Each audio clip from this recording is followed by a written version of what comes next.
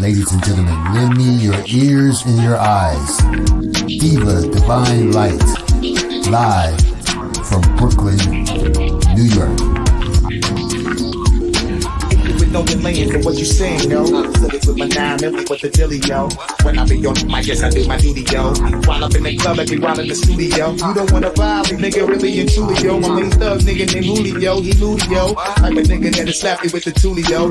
Bitch, nigga scared to death, act fruity, yo. Fuck that, nigga, shorty, she a little cutie, yo. The way you shake it, make me wanna get all in the booty, yo.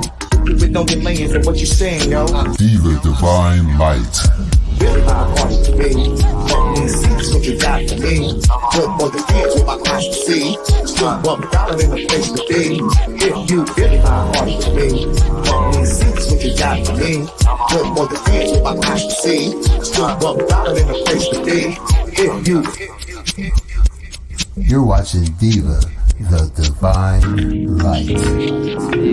A fun-loving, caring, passionate person who talks about sex, celebrity, and real-life issues, and even abuse. So hit that like button and make sure you share the show. Really my heart to me. See what you got for me. Put more than hands with my eyes to see. $1 in the place to be. If you really my heart to me. See what you got for me. Put more than hands with my eyes to see. $1 in the place to be. If you really my heart to me. See what you got for me. Put more than hands with my eyes to see. $1 in the place to be. If you really my heart to me. See what you got for me. Put more than hands with my eyes to see. $1 in the place to be. If you. Here comes the pitch, and it comes in wide. On the go ball.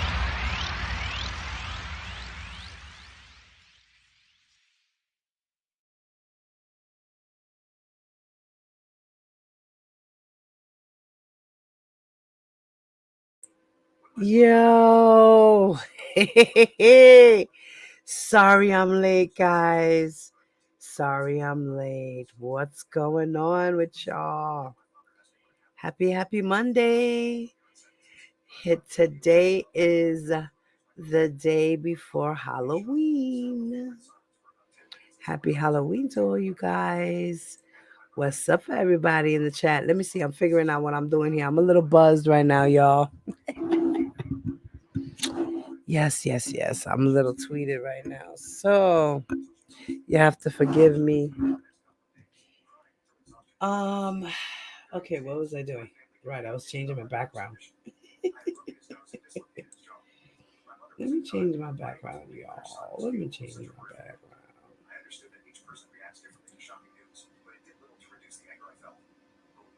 All right, I put the Statue of Liberty back there. How about that?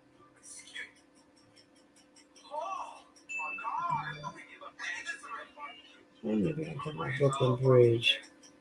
All right. All right. What's up, guys? I'm glad everybody's in the building. Welcome back, y'all. Hey, Carl. What's up, baby? Candy. What's up, Candy? Just in case my sub hasn't gone through, I've had to get a new card, and I'll check it later. Okay, Candy. Okay, Candy. Good evening. Hey, Cherie. What's up, baby?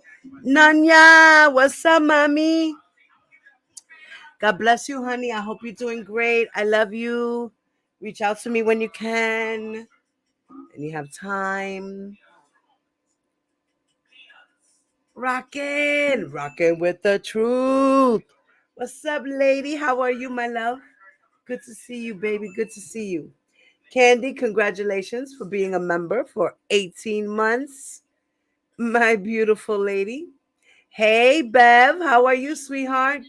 Long time no see, mama. What's up, baby? Yes, Cherie, please, guys, don't forget, hit that like button. And Candy said, is that George Daniels? That's funny you say that. No, it's not George Daniels. No. George Daniels had an issue with R. Kelly. Mm-hmm. Mm-hmm. Hey Angela, what's up, lady? Long time no see, baby. What's up, mama? Hey Queen Regina, what's up, lady? How are you, honey? Good to see you, sweetie. Good to see you. Yes. So,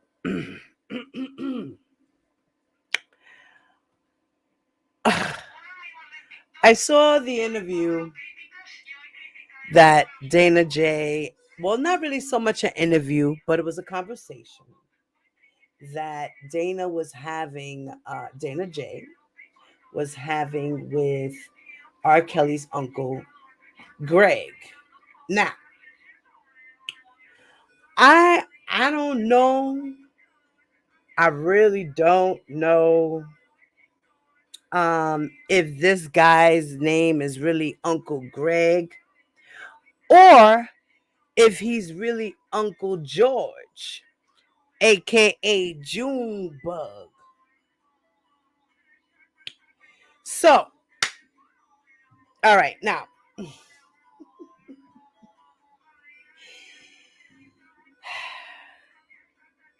in the trial, there was a name that was mentioned, George Kelly. George Kelly is aka Uncle George, aka Uncle Junebug. Okay.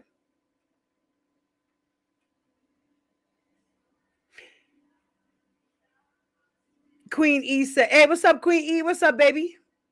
That's not his uncle. Two different people. Right now, hold on. Now, there's George Kelly, right? Like I said, aka Junebug, and then there's his name is Greg Patterson, I believe his name is. Um,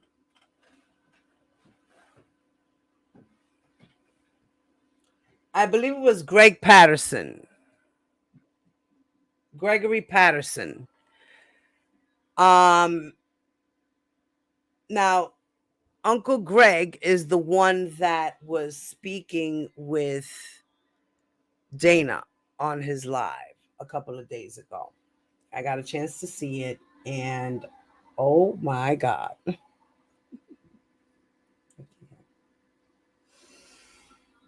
Mm, mm, mm.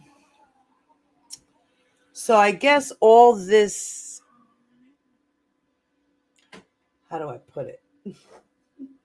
On and on. These men that are in R. Kelly's family, these men that are from Chicago, they all have this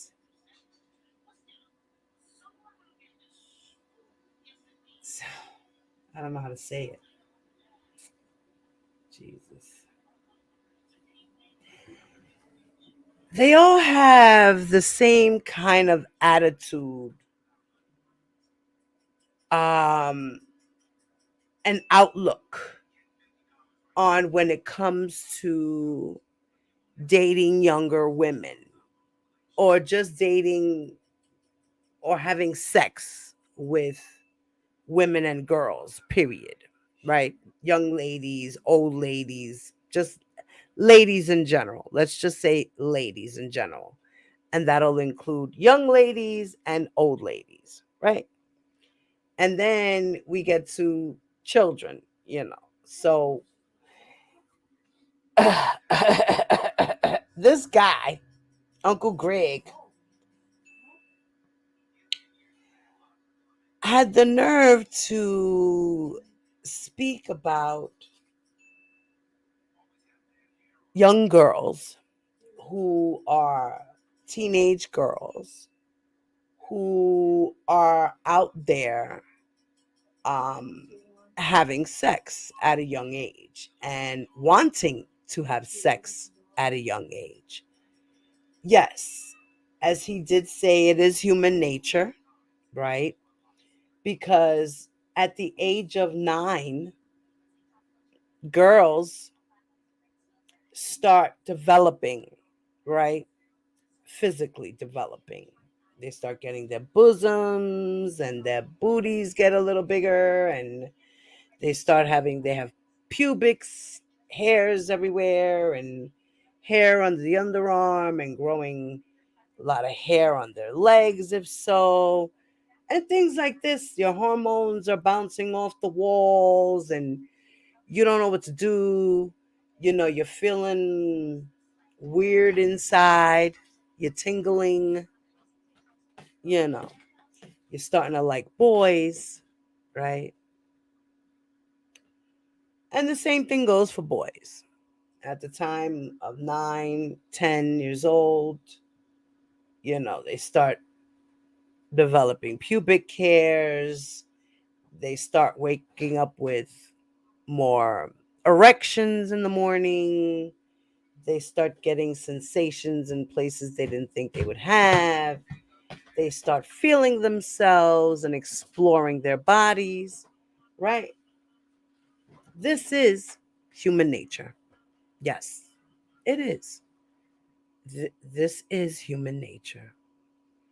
Boys have hormones, girls have hormones. So, yes, it is human nature.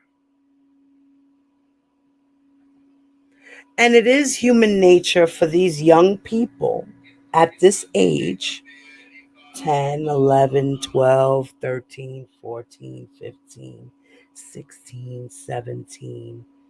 Within these ages, your hormones are raging. You might want to have sex with someone out of curiosity, kiss someone out of curiosity, touch someone out of curiosity. But the thing is, it's okay to be this way because this is human nature. And it's okay for a young girl and a young boy who are at the ages of 11, 12, 13, and 14, and 15, and 16, and 17 to get together as young teenagers. A 13-year-old girl with a 14-year-old boy to naturally wanna kiss and touch and have sex. This is natural. This is normal. This is the phase of growing up and going through puberty and developing your mindset for sex and relationships. When you are a child with another child, a preteen with a preteen, a teenager with a teenager, a young adult with a young adult. And I'm talking about 18 and 19-year-olds. This is normal for a 14-year-old to have sex with a 16-year-old. This is normal. What's not human nature and what is not normal and what is not by law and what is illegal, right, is for a young girl or boy within the ages of, like I said, 12 to 17, or let's just say, 12 to 17, to want to have sex with adults who are 21 and older. This is not right. This is immoral. This is not human nature. This is illegal. Okay? So, I don't know what that Uncle Greg was saying, but Uncle Greg, wrong. Everything you said, wrong. Mm, mm, mm. So R. Kelly's family member says that he's seen it all. He understands. He wishes that he could run chicks the way R. Kelly ran chicks. That's the way girls want to be ran, you know, because they little hoes and shit. And, you know, that's what it is. When they want to fuck, they want to fuck. Right? That's how he said it. Yeah, they want to fuck. Let them fuck. Right. But you, as an older man, would really want to go and fuck a 15-year-old because she's hot and ready and you're in your 30s? Really? You're disgusting. And you should be in jail. How about that? Right. The fuck out of here. Hey, Purple Purple. What's up, baby? How are you, my love? Prayers up to you, sweetheart. Keep your head up as always. Kayla, what's up, lady? Ears.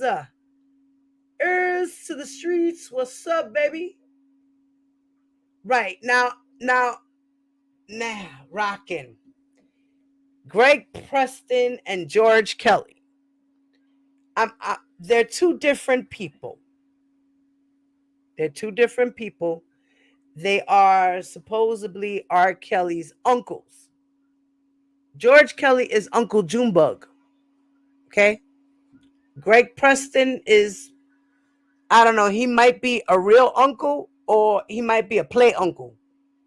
I don't know. I don't know.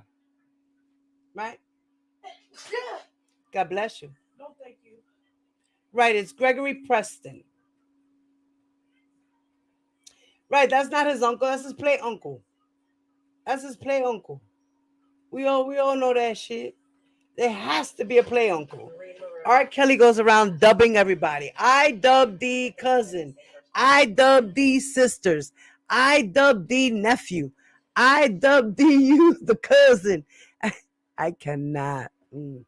I dub thee the father. You are the father. Hey, get the fuck out of here. I cannot. Right.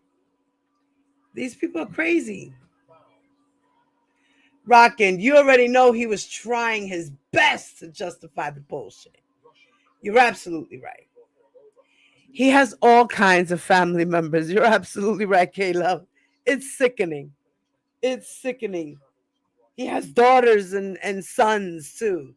Like, get the fuck out of here. Cannot. So now, let me show you Mr. Gregory Preston. Gregory Preston is the uncle that was having a conversation with Dana J on his live. So let's see who Gregory Preston is. For those who don't know, I'm going to share my screen with y'all. Okay. I'm going to share my screen with y'all. And give me a thumbs up and let me know once I start playing the video that you can hear it. Or tell me, we hear it. Say something. Please let me know. Thank you, guys. Here we go. All right. The Coast Guard is part of a new international project called Sea Sigma. Their mission to harness the power of emerging technology. And let me get your name. My name is Gregory Preston. Gregory Preston, and you're Robert Kelly's uncle? Yes, I am. What are and let me get your name. My name is Gregory Preston. Gregory Preston, and you're Robert Kelly's uncle? Yes, I am. What do you think about the sentence? I am just glad that they ran the concurrent, and I thank the Lord that they did. And I'm just praying that everything go well with the appeal, that he get free, because we all know that he's innocent. Yes. You think you'll ever see Free Day again? Yes, I do. I Well, mean, sure. yes. Tell me why. because, like I said, he's innocent. I mean, they lied. People lied on him. So that's as far as I'm trying to take it. I mean, it's so obvious. Y'all all seen it. And some people just don't know how to tell the truth, but the truth will set you free when you're alive. Yes. Well, there were a lot of inconsistencies that was proven, and because of the fact that we have been around some of the people at the same time, where they say that they were afraid or they were being uh, charges that they felt, and no fooding, no Yes. eating. That is not true. Lying. They were able to go get their hair done, get their nails done, drive, go to the movies. We double dated at no time whatsoever. I mean, I'm this close to some of the victims who claim to be victims. Never once did they say to me, I am being, Need help. I need help. Yes. And how are you related to? This is my husband, and my husband is his uncle. And no, are you on the mom's side or the dad's side of her? We're not gonna even talk. I don't want to go into all that. I'm just his uncle, and Well, because like I said. they talked about his childhood and that should have been considered. yes, they should have been. Do you think that was considered? Yes, yes, I do. I think it was. Yes. Okay, What's this process been like for you guys? it's been Hard. hell. It's been hard. Very It's hard. been hard. It's been hell because just like my wife said, some of the victims that claim They to could be be victims, victims. It's not It wasn't. victims. I've seen and met him, I mean, and I mean he took very good care of me. we went to public And places none of them mentioned that.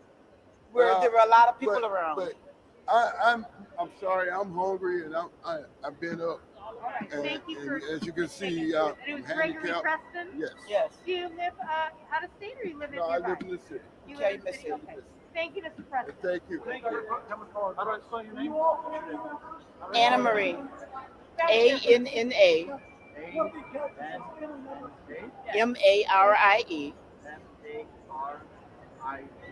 Preston, PRESTON, Gregory Preston, GREGORY, Preston, PRESTON. My name is Michelle Adams. Okay. Also in Chicago? Yes. Yes.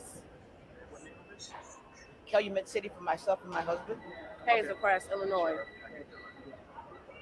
Sorry. Hazelcrest. Hazelcrest? Yes.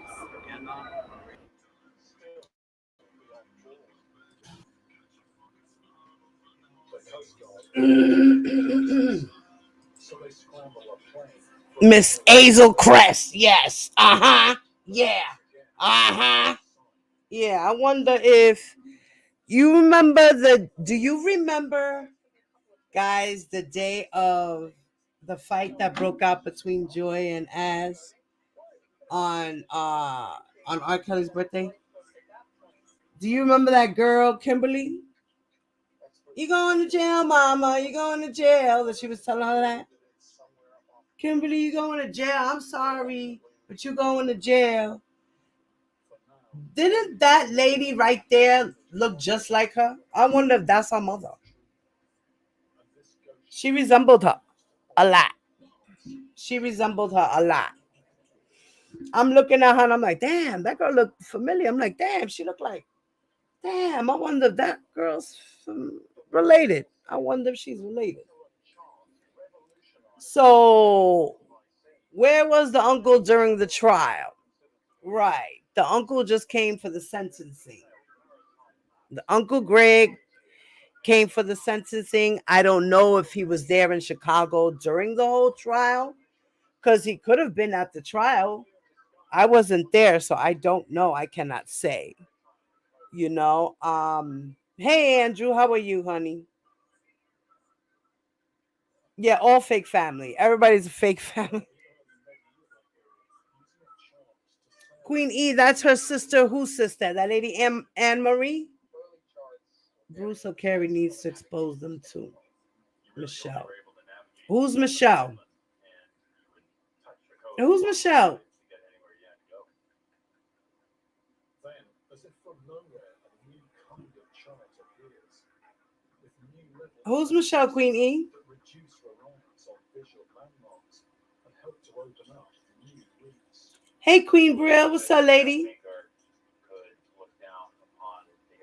I don't know how none of them is really related. Hey, Diva Time. What's up, baby? Waiting to be discovered. Hey, Miss April. Hey, LaShawn. What's up, baby?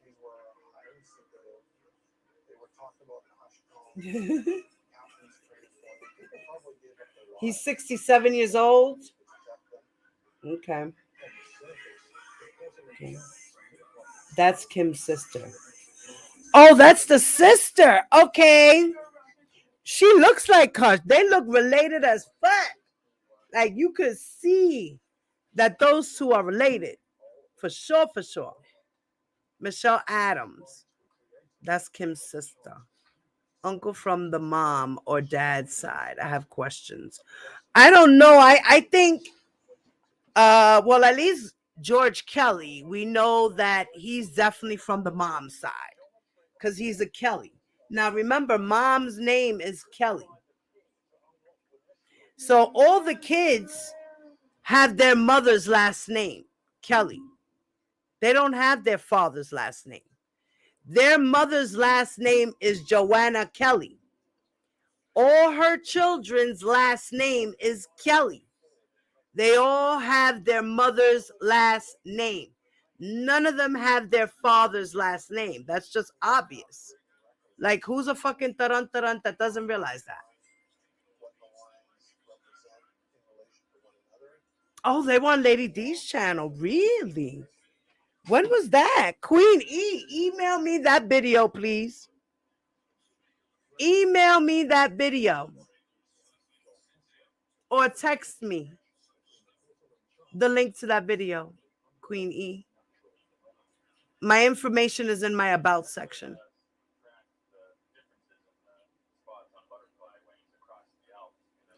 The fake sisters have the dad's last name, Kelly. You know what? That's all a lie. That's all a lie, y'all. That's a lie.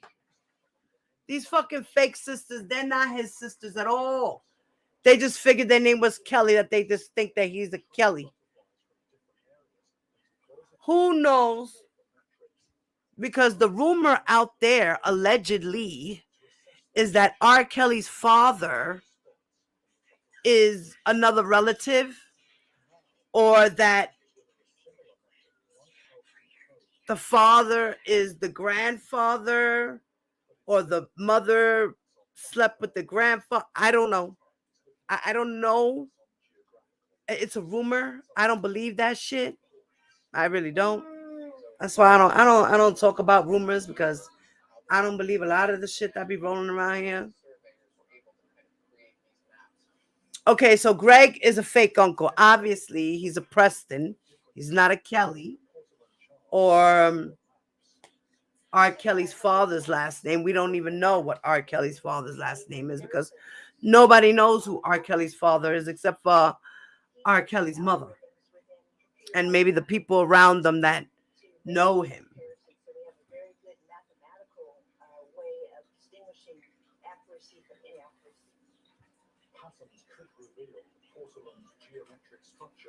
Right. See, like you were saying, Caleb, allegedly, right, it's the granddaddy. I don't.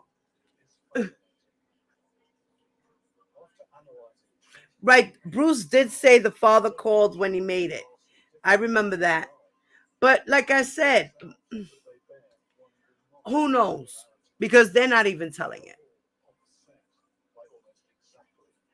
That is cousin. So now let's listen to Mr. Gregory, okay? Now I'm gonna put my speaker over here, and let me know if you guys can hear the audio, okay?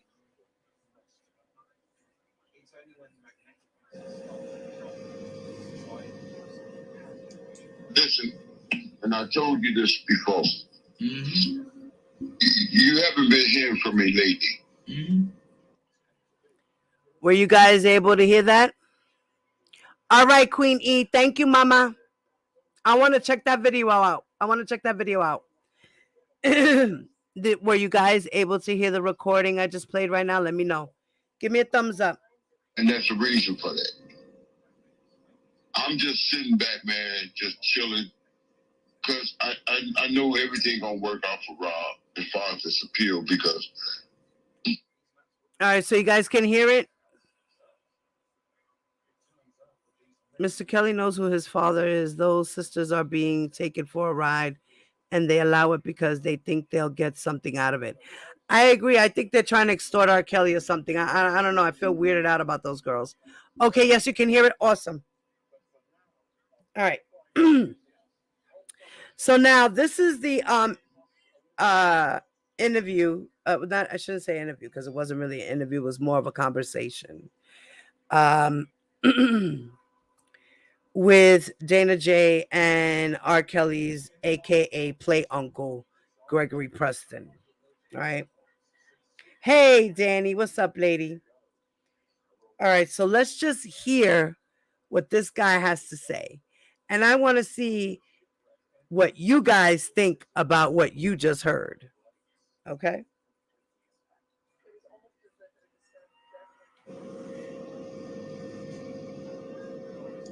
Listen, and I told you this before. You haven't been hearing from me lately. And that's the reason for that. I'm just sitting back, man, just chilling. Because I know everything going to work out for Rob as far as this appeal because, you know, they was bogus in his charges. Right. I look at all this SOS shit, you know, all this media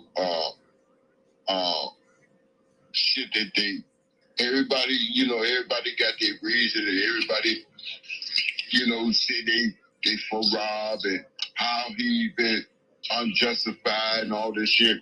Yeah, he has been. But like I said, man, sometimes, man, it pays just to sit back and observe on what's being said. And that's what I've been doing. I ain't been saying shit. You know, like I said, the motherfucker came at me. I told him kiss a dick. Because it's nothing I can tell them.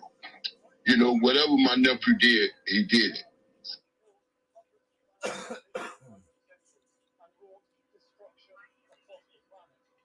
So Uncle Greg said,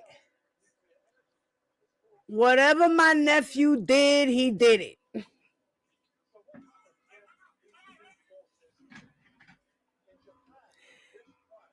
Whatever my nephew did, he did it. And how do you know that, Uncle Greg?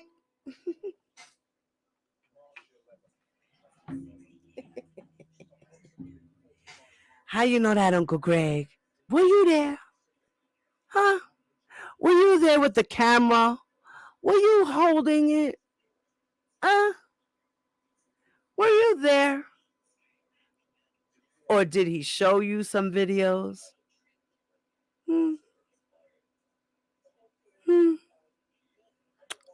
Whatever my nephew did, he did that. Yeah, and that's what I've been doing. I ain't been saying shit. You know, like I said, the motherfucker came at me. I told him kiss a dick. Because it's nothing I can tell them. You know, whatever my nephew did, he did it. But then again, whatever my nephew did, he did it. Yeah, so he's admitting guilt on R. Kelly's behalf. Yes, he is. Yes, he is. He's guilty. And he's letting everybody else know he's guilty. He did that shit. But that's what I've been doing. I ain't been saying shit. You know, like I said, the motherfucker came at me. I told him kiss a dick. Because it's nothing I can tell them. You know, whatever my nephew did, he did it. But then again, it had nothing to do with me. Right. And he said, whatever he did ain't have nothing to do with me.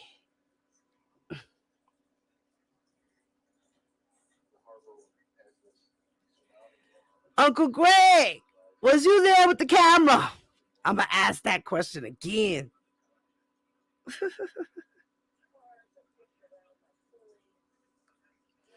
Right, Cherie. Right, Cherie.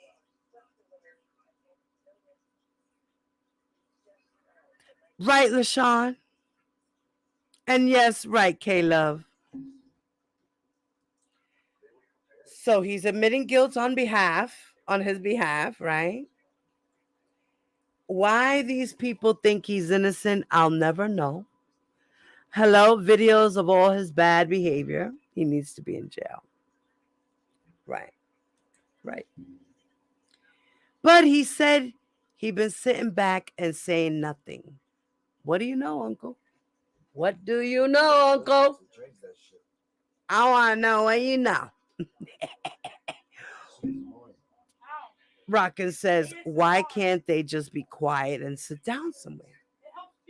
I have no idea. I have none whatsoever.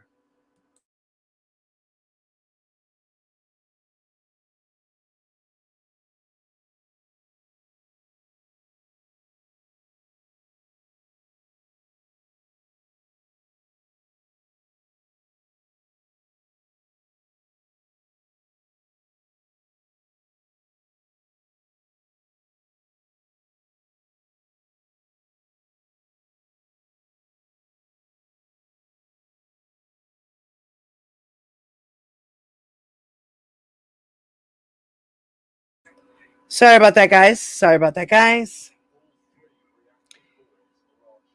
Diva Andrew says, him and Levi need to do an interview. Wow, so is he saying the feds questioned him? Interesting question. Let's finish listening. Motherfuckers that love me and care about me, they be like, man, told them kiss a dick. Because it's nothing I can tell them. You know, whatever my nephew did, he did it. But then again, it ain't had nothing to do with me. Right. And motherfuckers that love me and care about me, they be like, man, I'm glad you didn't get caught up. No, I wasn't going to get caught up because I got sense. You know? He said no, he wasn't going to get caught up because he got sense. So like I said, were you there, Uncle Greg, with the camera?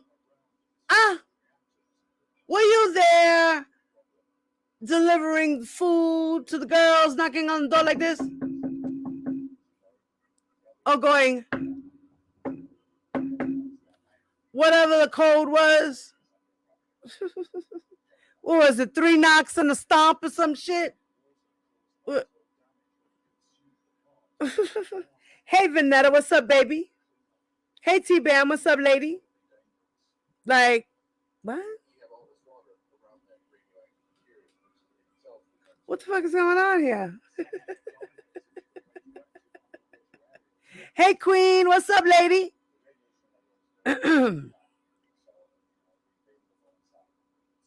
Like, what the hell? I am Queen. What's up, baby? I know what Rob was doing. Yeah, I do. But like I said, what he was doing didn't affect me because I didn't feel he was doing nothing wrong. He said,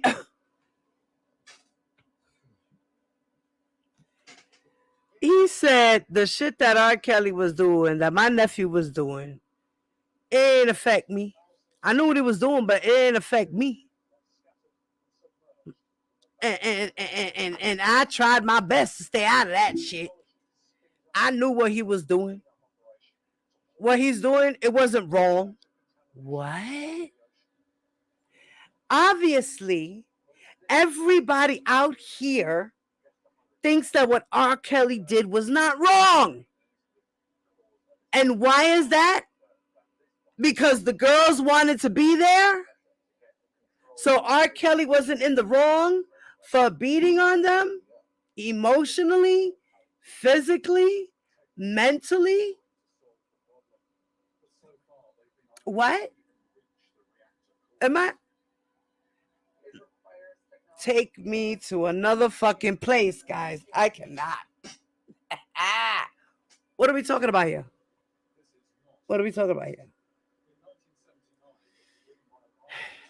I'm lost for words.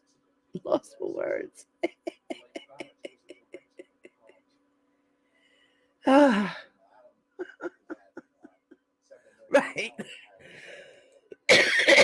Right. This fool. Kalo said, tell me you're a predator without telling me you're a predator. Right. Like, what the fuck? They look like they're trying to find some money from somewhere.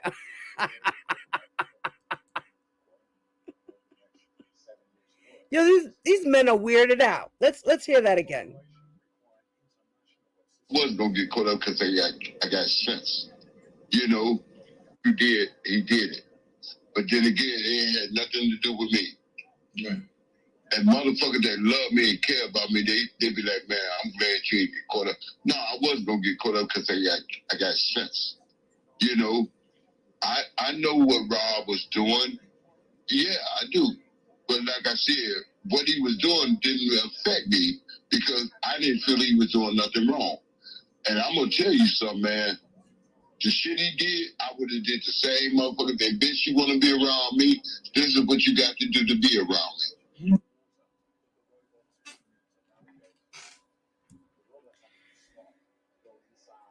I admit it, I did it.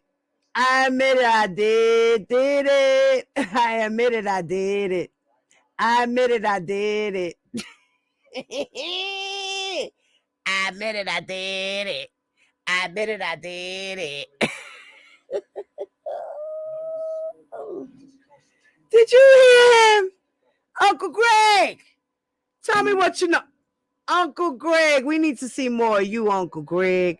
Dana, you need to have Uncle Greg on a little more. Yeah. You need to have him on. You need to talk to him a little more. Pull some more teeth. Get some more truths out of him. Yeah, do that. We need that. We need Uncle Greg to come forward. We need him to step up and say, I am surviving R. Kelly.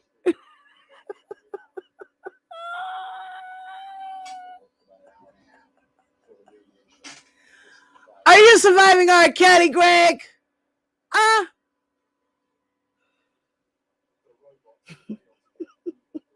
Yo. Are you surviving R. Kelly, Uncle Greg? What is going on here? What is going on here?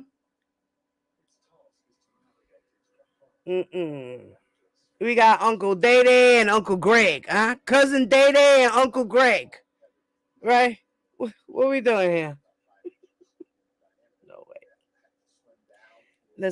Let's hear that again. I gotta go get some stuff. Sugar Brown, what's up, Sugar Brown? Long time no see, my lady. How are you?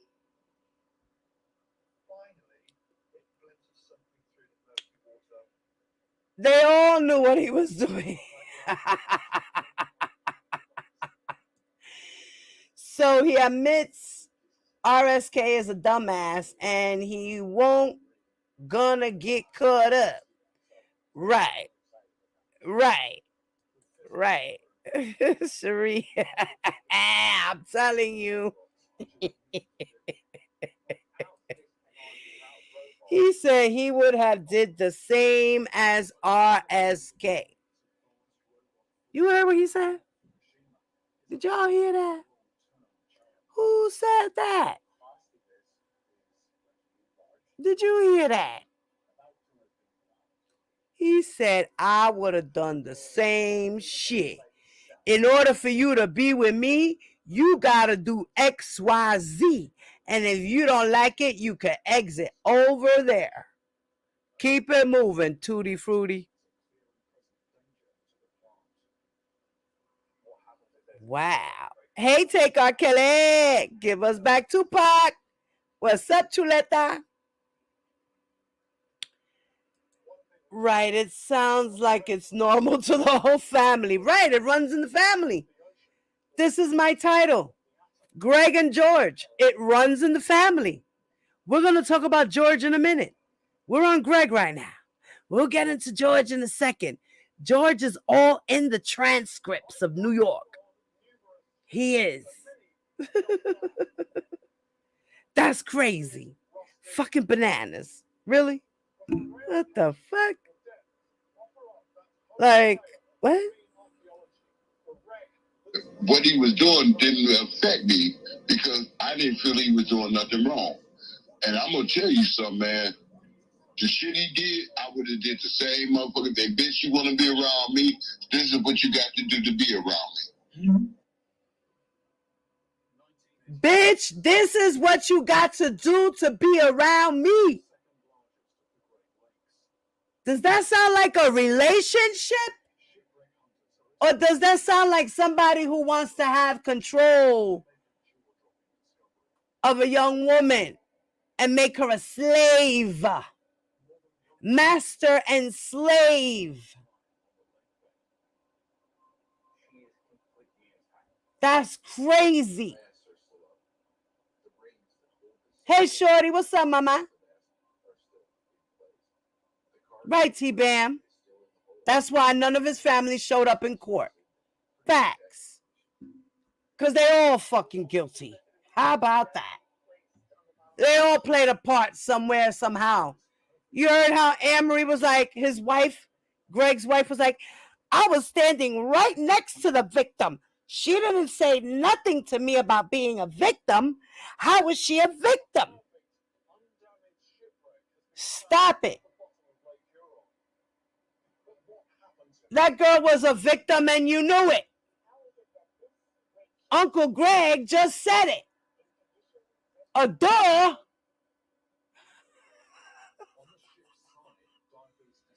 Levi is still claiming that's his cousin. Girl, it's gotten worse. You have missed a lot, sugar. Mm-hmm. Go back and watch Angie. Go back and watch Levi. And you'll get the whole story from that. Mm-hmm. Because Angie has been slapping Levi in the back of his fucking neck because he's losing control. He's losing control, sugar. Sugar, he's losing control, sugar. Yeah, he is. He's out of hand, out of pocket with his shit. Cherie said, this one sounds like an old drunk. Just like Levi. I mean, they need to investigate the whole family. Right. Right. What was the purpose of bringing this man to YouTube to interview? You know, Dana got to make sure that he knows people and he has to let everybody know that he knows people. We know how Dana is. That's why he did what he did. It ain't got nothing to do with nothing else. Can somebody tell them that he is a singer, not God? What the hell? Right. They probably still running houses all over. That's why Joy ain't home. Wow. Well, I don't know because R. Kelly's money is kind of tight. He got money, but it's kind of tight. Yes, a fake uncle. We all know they're all fake uncles. We got fake cousins, fake sisters, nephews, nieces, aunties, uncles, god sisters, god brothers, god sons. I mean, like I said, R. Kelly says, I dub thee. Give me a second, guys. Ooh, these people are funny. Yo, seriously. Give me a second, guys. I'll be right back. You are watching Diva Divine Light. You can fuck with me if these is red bottoms, these is bloody shoes. Hit the scoop, I can get them both. I don't want tools, and I'm quick. Cut every nigga off, so don't get comfortable. Look, I don't dance now, I make money move. Now I gotta dance, I make money move. If I see you now, that means I don't fuck with you. I'm a boss, you a worker, bitch. I make bloody move. Now she say, gon' do what a hoop. Let's find out and see. Cardi B, you know where I'm at, you know where I be. Just a party, I'm there, I can play. I be in knock out gang so much, I know they tired of me. Honest.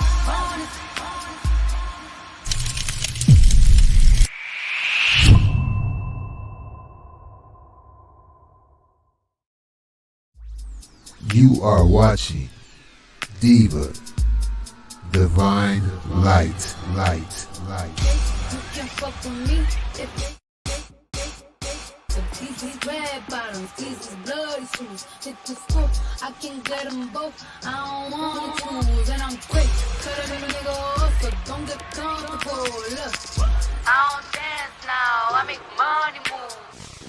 Now I gotta dance, I make money move. If I see you now, that means I don't fuck with you. I'm a boss, you a worker, bitch. I make bloody move. Now she say, gon' do what or who? Let's find out if me. Cardi B, you know where I'm at, you know where I be. Just a party, I'm there, I can play. I be in and out the gang so much, I know they tired of me. Honest.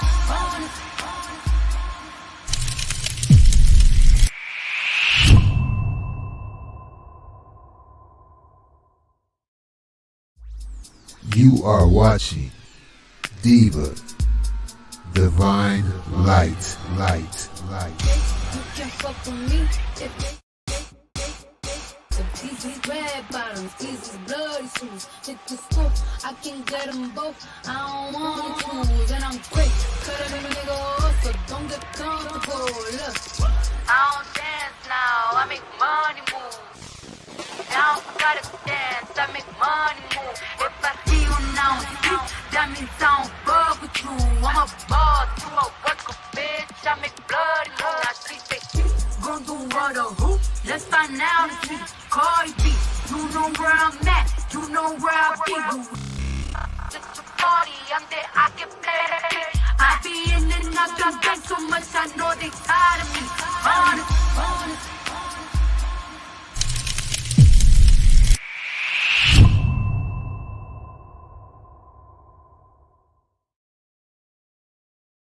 The weight of ice on the top of the vessel rather than at the bottom of the vessel. All right, let's go back to listening to Uncle Craig. And I ain't talking about no young motherfuckers. I'm talking about mature motherfuckers at age that the shit he did, I would have did the same motherfuckers. They bitch, you want to be around me? This is what you got to do to be around me. Mm-hmm. And I ain't talking about no young motherfuckers. I'm talking about mature motherfuckers at age that know life. Because I'm gonna tell you something about life. I don't give a fuck if you 15 to 20 to 80 years old. You got enough sense to know what you're doing. Right. You hear what I said? 16 or better. You know what you're doing. You done heard it from your. Okay, now, yes, a 15, 16-year-old can know better. They know at this point, they do know right from wrong. 15-year-old, 16-year-old, 17-year-old, 14-year-old, 13-year-old, they know right from wrong. We knew right from wrong, did we not? Give me a thumbs up if at the age of 14, you knew right from wrong. I knew right from wrong. But the problem is that these teenagers at these ages, between 13 and 17, yes, they know right from wrong, but they do not make good decisions. They don't have it all up there for making good decisions. You know right from wrong. You just don't know if you're making the right decision or not because you're not mature enough to handle that. Am I right? Right. At 14, 15, you know right from fucking wrong. Come on, we ain't slow. We all know we knew right from wrong at that age. We just didn't make decisions. We didn't make good decisions. We made a lot of wrong decisions. We made a lot of wrong choices. We didn't know if the choices we were making were right or wrong. We went with whatever would make us happy or whatever made others happy. At these stages, we just go with the crowd. Not a lot of us can turn the other way and say, I'm not doing that. A lot of us will say, fuck it, I'm going to take the risk. What's the worst that could happen? And there goes your bad decision. When you say that, what's the worst that could happen? We make those decisions even as adults. Nothing's bad is going to happen to me. What could happen? R. Kelly's real family is Carrie, Bruce, and Teresa, along with the nieces and nephews. And the cousins, R. Kelly's aunts and uncles, real uncles and real aunts. I'm pretty sure some of them have passed already. Some of them are still alive.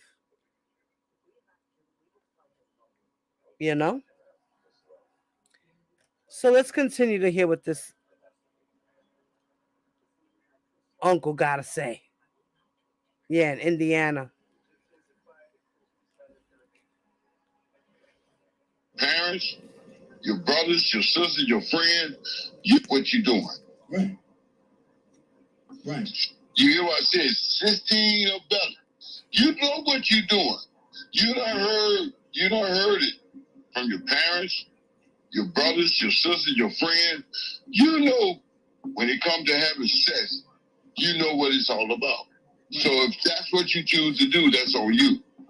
But then again, like I said, there is a limitation, because when you go back years, I'm talking about generations, when motherfucking fucking goddamn girls at 8 and 9 having babies, marrying them motherfuckers at 13 and 14. Which wasn't right, but then again, motherfucker with a hard dick, what you think you're gonna do? He gonna fuck.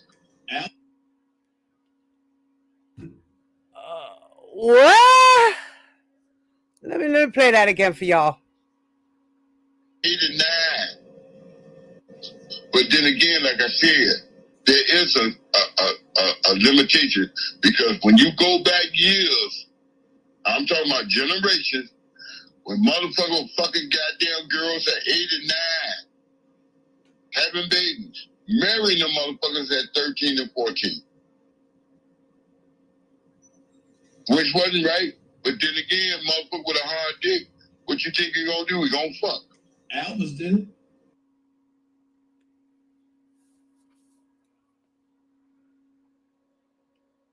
And there they go with the Elvis did it. I cannot. Oh, my God. The difference between Elvis and R. Kelly is that R. Kelly wasn't bringing home sex slaves. He wasn't trying to have a harem of girls, and he wasn't trying to abuse all these girls and enslave them in different parts of the states and have them in different hotels and houses. Okay? He had one girl and he messed around outside. That was it.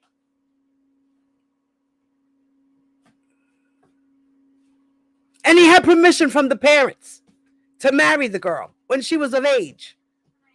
There's a big difference there. It's not the same.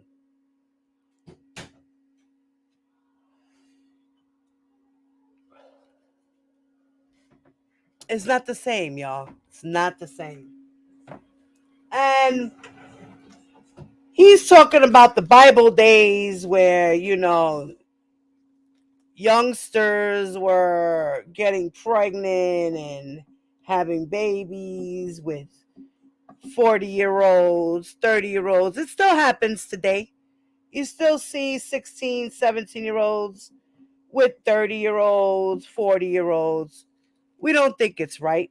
We know it's illegal. But not everybody cares. That's the problem. That's the problem. That's the real problem. is that when people see this, they say, well, her mother's letting her do it, so who am I to say that's wrong? Hey, Sonia, what's up, mama? Who am I to say that's wrong if her mother's letting her do it? Her mother's letting these guys go in and out. In and out. Her daughter's 16 and she's dating these older men. She did it. The mother did it. The mother didn't see anything wrong because the parents didn't say anything. Her parents didn't say anything. And then the parents before that didn't say anything. But we're in different times now. Okay? It's time that people get with the times. It's time that people get with the time. The laws are the laws of the land, and people have to abide by those laws. And not everybody is going to report a situation like this. They're going to look at it as it's normal, because a lot of this has been made to be normal. It may seem normal, but it's not right. It's illegal.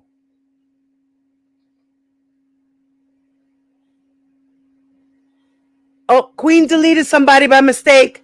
Apologies to somebody. Whoever she deleted. Hopefully you could bring it back. You could bring him back. Bring Andrew back. Did you block him? Just unblock him, mama.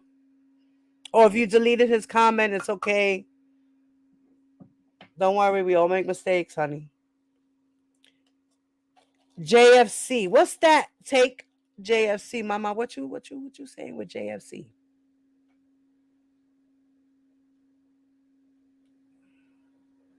Take R. Kelly. What's that? JFC, mama. What's that? So let's listen to this disgusting man.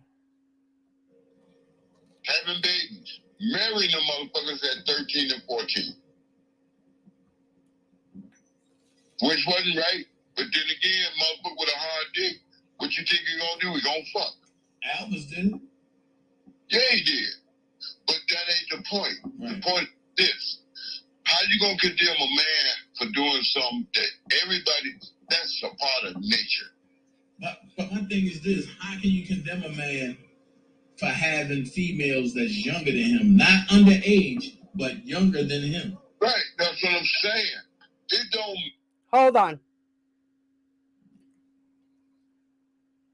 Dana, how you gonna say, how are they going to condemn him for having sex with girls that are younger than him, not underage? Huh? Huh? Dana. Now you know, bro. Oh, JF. Oh, aha. Got you. Jesus fucking Christ. All right, sis. Got it. Got it. I'm still learning acronyms. my daughter's teaching me. Andrew, are you back yet? Type in the chat. Okay. This man is sick. He needs a cell next to RSK. Right. Old and ignorant. A losing combination. Right. It's crazy to me, y'all. Like, how you going to sit here and say that crazy shit? Dana, you know that he had 14-year-olds, 15-year-olds, 16-year-olds, 17-year-olds. Those are all underage. They were all underage because he was in his 30s, in his late 20s, 30s, 40s, and 50s. What? Come again with that. Lord mercy. Everybody, that's a part of nature. But my thing is this, how can you condemn a man for having females that's younger than him? Not underage, but younger than him. Right, that's what I'm saying. It don't motherfucking matter. I'm saying when a goddamn girl gets to her age where she know how to fuck, she's gonna fuck. I don't give a fuck who she fuck. She gonna fuck whoever she wanna fuck, old or young. That's happening right now to this day. Right. You cannot stop no young bitch, 13 or better, from fucking. You can't stop no 13, 14-year-old girl from fucking. But you can stop a grown-ass man from fucking a little girl. That should be stopped. What? Should no grown-ass man want to fuck a little girl? Whether she's 13, 14, 15, 16, 17, hot and ready in the ass. If she's hot and ready, she ain't hot and ready for you, my man. She hot and ready for the 16, 15-year-old boy she looking at. You looking at her. She might be looking at you, but you got to tell her, bitch, you got to look the other way. Don't look at me. Look at that 15-year-old boy who goes to school with you. That's what's supposed to be happening. You see how that goes? I don't know what you talking about, pervert. The fuck? Yeah, he's a dirty uncle. Right. It's the adult's responsibility. Facts. Period. That part. What?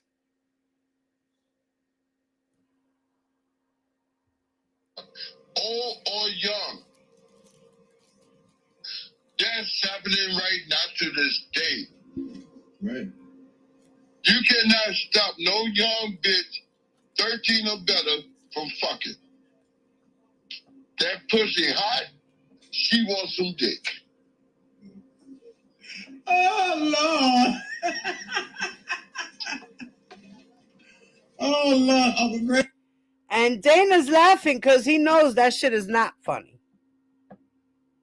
Dana knows that shit is not funny. He's saying that because he's embarrassed for him. That's why he's laughing. Because he was embarrassed for him for saying that. Oh, no, he wasn't in the Eastern District, New York trial. But George Kelly was. George Kelly was in the trial. He was in the transcripts. He's known as Junebug, a.k.a. R. Kelly's assistant.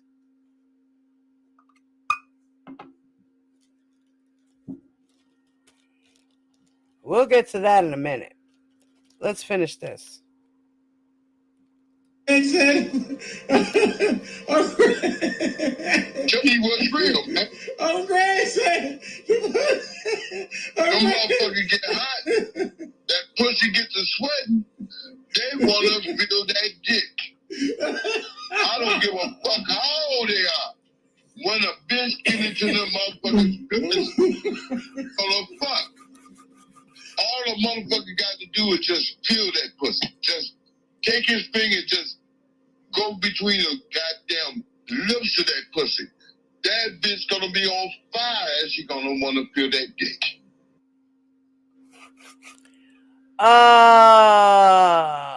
You do that to a little girl, she's not going to know what to do. She's going to sit there, let you do it, wondering what's happening to her. And then she's just going to let it happen 9 out of the 10 times, especially if she's really not attracted to you. And if you sit there and you put your shit on her lips and you spread them like you said, she's going to get excited. And she's going to get excited and not want it at the same time. It's a weird feeling. Trust me. It's a weird feeling. You don't know what to do.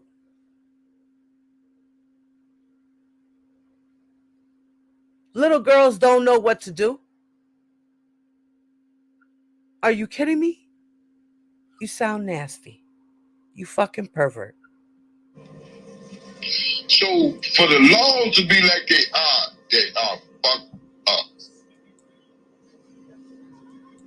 You got young girls out here right now, man, look like they 18 or better, and they ain't nothing but 12 and 13. Right. They out here fucking like a motherfucker. Young or old, it don't matter. Laws, these laws that the laws provide are fucked up. He's saying the laws that are provided are fucked up. What? So, would you be okay, sir, Mr. Greg? Would you really be okay with the 40-year-old man dating your 14-year-old girl, your daughter, or your niece? You'll be like, that's okay. Oh, it's all right. You know what? Just be careful and don't get locked up because these laws are fucked up. You know, these laws aren't for men like you dating little girls like my daughter. You know, it's okay. You can go and have fun. Get her pregnant. Just make sure you take care of her, okay? All right. And if you don't, I know you're going to toss her out like a piece of shit that you think she is, you know, but that's okay because you're just going to use her. But it's okay. She has to learn a lesson.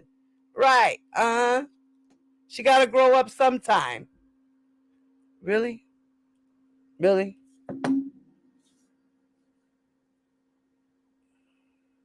Like, somebody should have stopped that old man before he started talking. Right, 12-year-olds, 13-year-olds, like, what the fuck is wrong with him? What? Right, so he's a predator. We got it. We got you, Uncle Greg. It runs in the family. That's the topic. It runs in the family.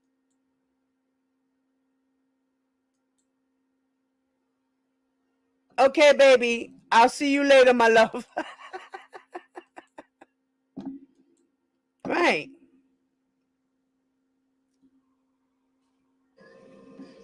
Because they got common sense. They not stupid. They know what the fuck they doing. Right. You take dogs, for instance. Dogs. He's using dogs as an example. When a puppy smell that pussy and his little dick get hard, what you think he want to do? He want to fuck. So he start humping everywhere. You goddamn right. He hump on a motherfucker leg, a tree, above. So he's comparing R. Kelly to a dog. A dog who can't control himself. Because when a dog sniffs something, a female butt, he's going to get horny and want to stick it, right? And if he can't, what is he going to want to do? Hump a leg, hump a tree, hump a hole in a wall, hump a donut. He's going to want to hump anything that moves, because he's got to. So he's trying to say R. Kelly's a dog who wants to hump anything that moves. What? Keep talking, Uncle Greg. Keep talking. Fucking bush, because he's horny. So, man, that's why I say, man, that's why I don't talk to niggas, man. That's why I just sit back and do what I do. Because when I talk, man, motherfucker be like, goddamn. And then they be like, man, nah, nigga, go back, way back in the Pinnacles. Shit, them motherfuckers was having orgies with babies and every goddamn body. Huh? They was fucking. That's some nasty times back then. There's some nasty times back then, right? There wasn't no rules and no regulations. Right. But then again, there were no rules and regulations. So he's saying way back when there weren't rules and regulations back then, but now there are today. And it's a shame that there are rules and regulations. There shouldn't be any rules and regulations. There shouldn't be any laws against young people having sex with older people and older people having sex with younger people. There should be no laws. No laws.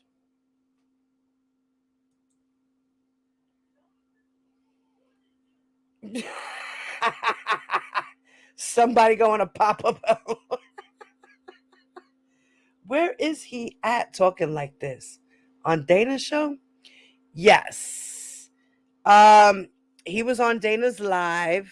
Matter of fact, let me see if I could grab the video and I'll put the link in here so you guys can watch the whole video. Give me a second.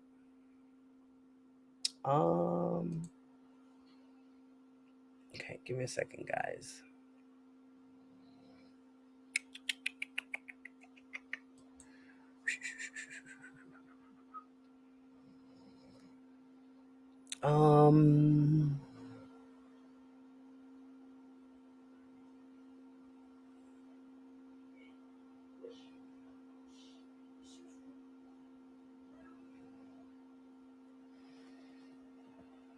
Oh wait, where did I put it? Wait. Oh snap. All right, give me a second. I gotta find it, guys.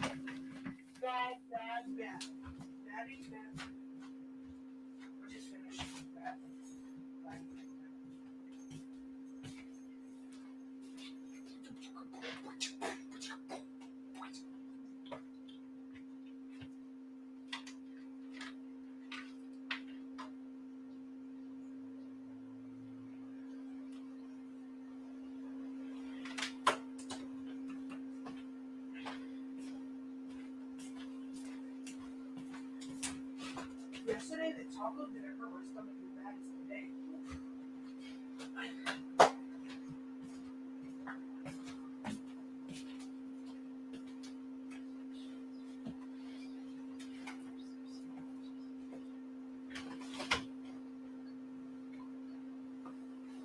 Down in the city, we had you.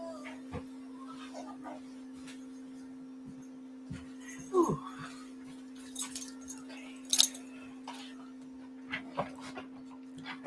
All right, guys. Sorry, I'm back. I had to step off a second. All right. Let me go to. I thought I saved the video. I don't know where I put it.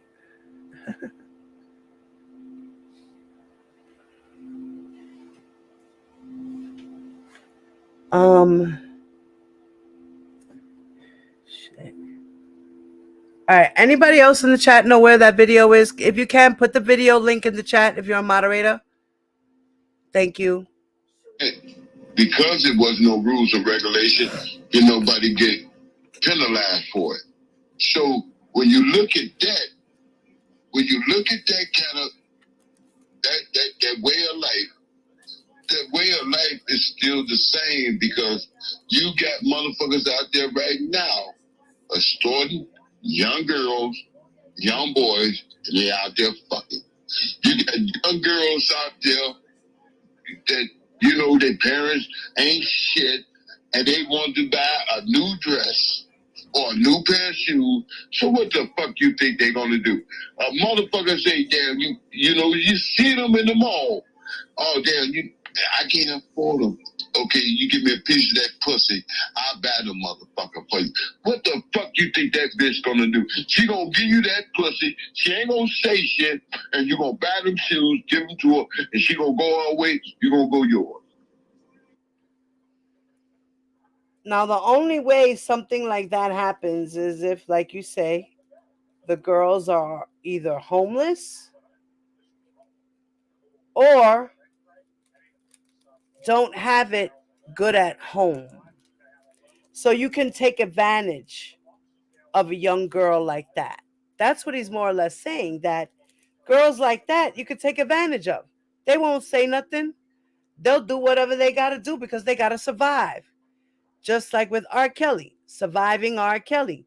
It's what the girls did. They did what they had to do to survive.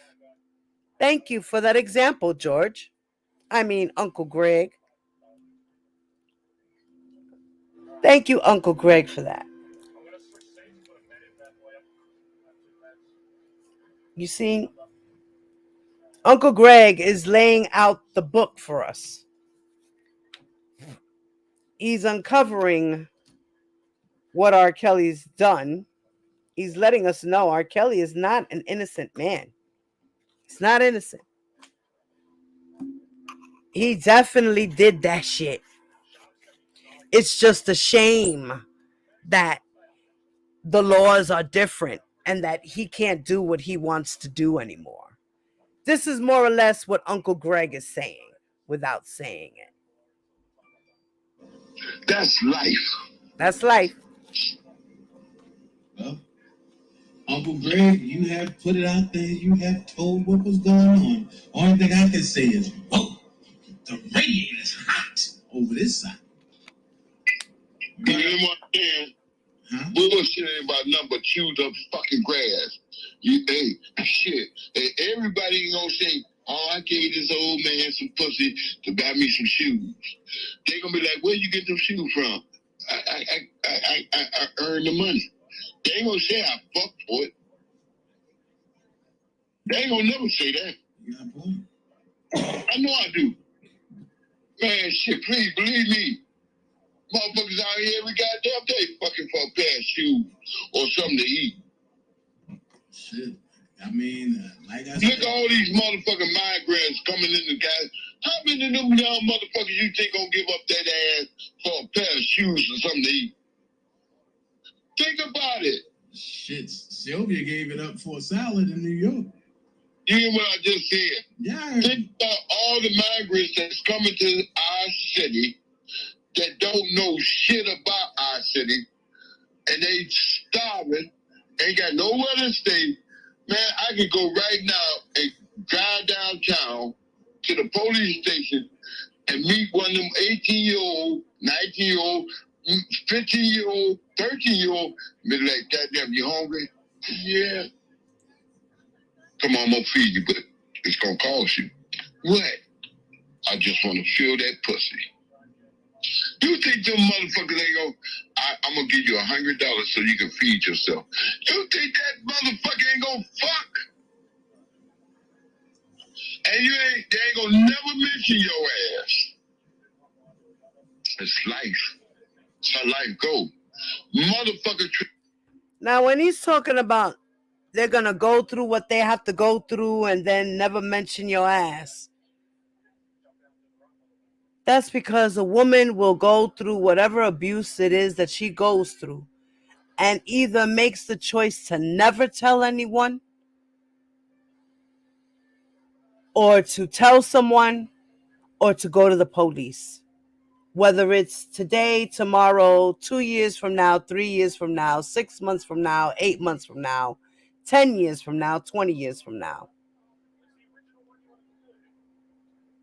Or she may take it with her to the grave, or he. So right now, you're just showing a prime example of what a victim looks like. Thank you, Uncle Greg. I appreciate that. Trying to survive. They ain't thinking about the laws. The laws right now ain't shit. These laws out here don't mean shit to these motherfuckers that are out here trying to survive. They don't mean. No, the laws don't mean shit to the people who are trying to take advantage of the people who are trying to survive. You see how that works? Hey, TSW, what's up, mama? What's up, sis? What's up, West Coast Bella? What's up, Beja? Girl, I don't know how you missed it, but I've been on for about an hour and a half. We ain't missed much. You could go back and rewind still. So we talking about Uncle Greg and Uncle George. And Uncle Greg is speaking right now. Mean shit to you, then they don't mean shit to me. That's white man's laws. So now we are not going to listen to white man's laws because they're white man's laws. Those white man laws weren't made for black people or for people of minority. It's only the white laws go for the white people. Those laws we don't have to listen to, and we shouldn't have to listen to them. This guy is crazy. And the white man laws is for them, not for us. Oh my God. Think about it. Really? I guess that's why R. Kelly's doing what he's doing. They're locking all our black ass up because we finding out a way to defeat the laws that's against us.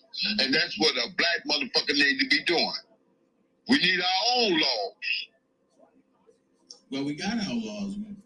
What's our up, common Jackie? Law. And the thing about it is, they want to give us their maritime law and destroy our common law. Maritime law. Wait. Did he say maritime law? What? Is it maritime about the sea and the ocean? It's the laws about the sea. Aren't those laws about the sea? Hold up. Did he just say that? He said maritime laws. Because let's see what he's talking about.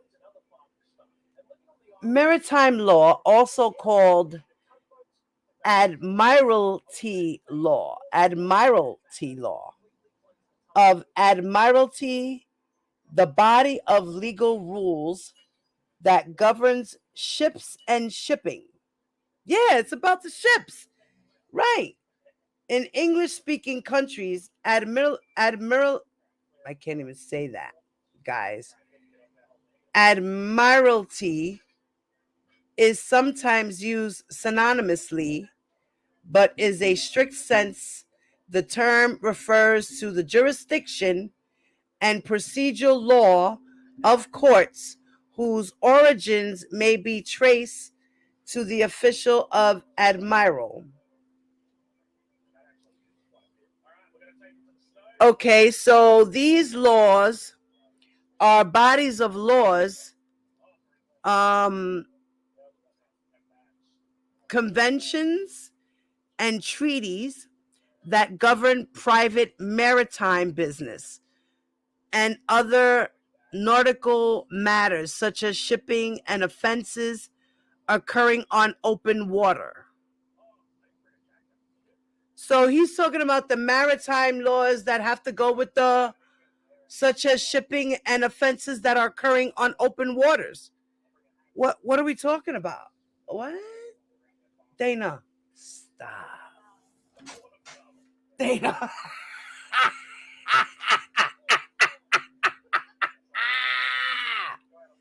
Dana, stop.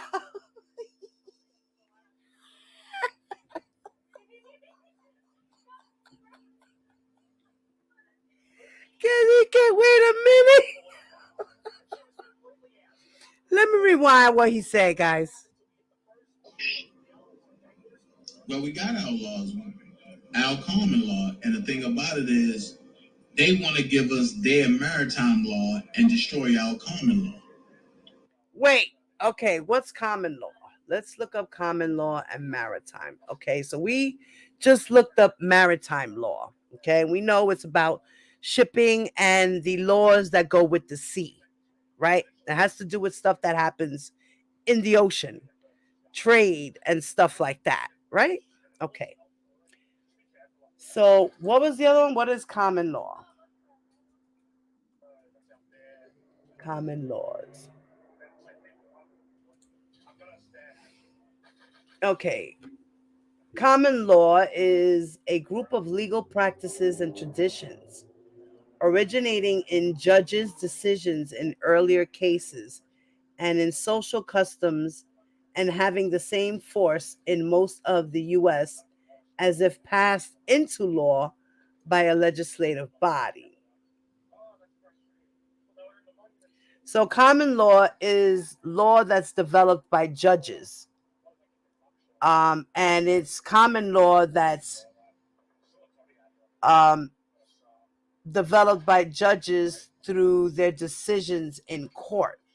So in other words, a judge-made law. So common law is also known as case laws or laws that are precedented.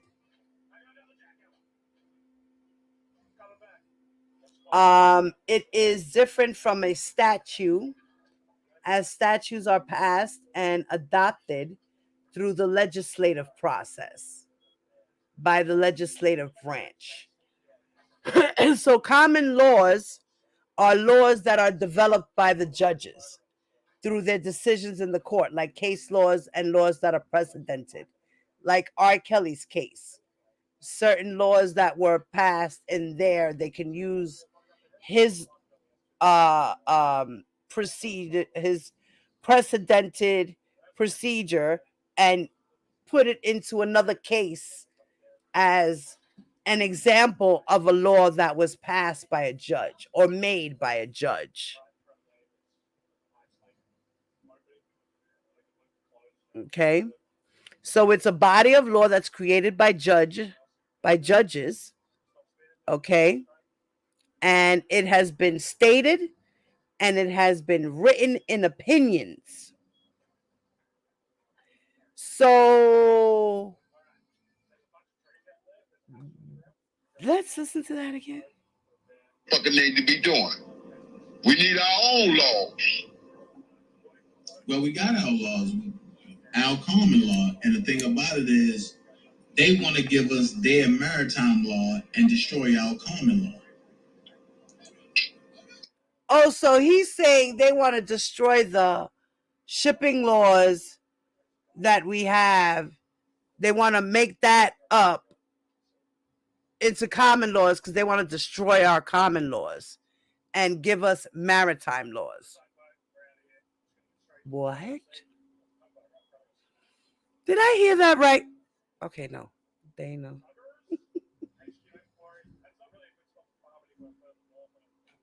They got these goddamn immigrants coming over here. Shit.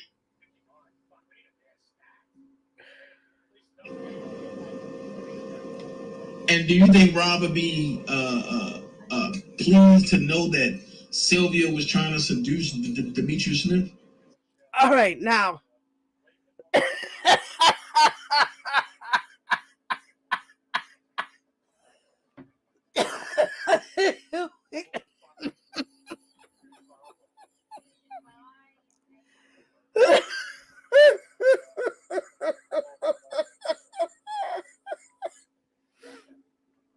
Yo, I'm smoking.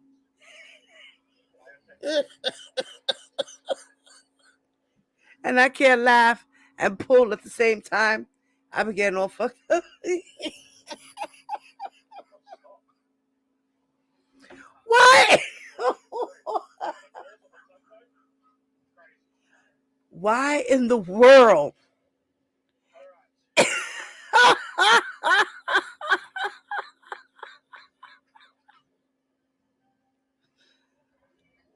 Why in the world is Dana?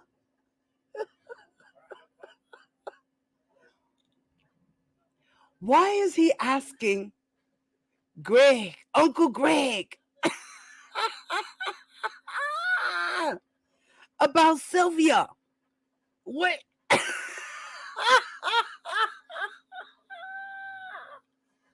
And what R. Kelly wouldn't or would like for her to do?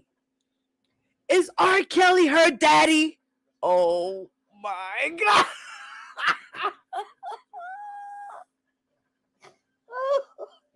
I'm taken out by this question. Wait a minute. Wait a minute. Why was this question being asked?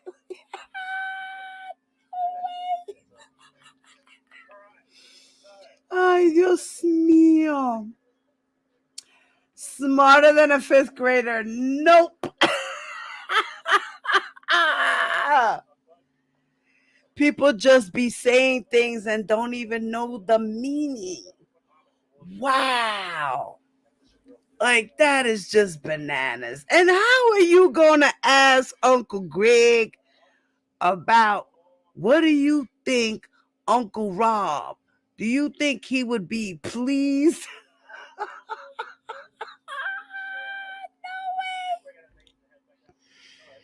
Here's another example. Let's continue. And do you think Rob would be pleased to know that Sylvia was trying to seduce Demetrius Smith? No. A bitch gonna be a bitch. What? She would have tried to get you some pussy if you'd accept it. She tried, and I ain't want that shit. Sylvia, why are you trying to give Dana your poom poom? Why are you trying to give Dana your poom poom? Why was you even trying to give your poom poom out to anybody? I just don't understand. R. Kelly would have been embarrassed. He would have fucked her up if that was really her daddy. If R. Kelly was Sylvia's daddy, she would have got bow bow. She would have been starving for like a week. She would have got beat up, left on the tour bus for like a week. Yeah, she would have got punished for sure. R. Kelly would have did that. According to Uncle Greg, he would not have been pleased with Sylvia. Uncle Greg knows what R. Kelly does behind closed doors. Demetrius Smith? No. Because a bitch gonna be a bitch. She would have tried to get you some pussy if you'd accept it. She tried, and I ain't want that shit. Oh, Lord. What the fuck I just said? That's how a woman works. Oh, really? A bitch would drop them panties to anybody she feels she can get over on. Yeah, right. Use what you got to get what you want. Around. That's deep right there. Right. That's why I don't fuck around. A bitch will spoil your relationship, especially with somebody you love, because she's jealous of your relationship. Man, she threw away her whole African accumulated marriage talking about, oh, I was just trying to help him out and this and this. He said African accumulated marriage. What?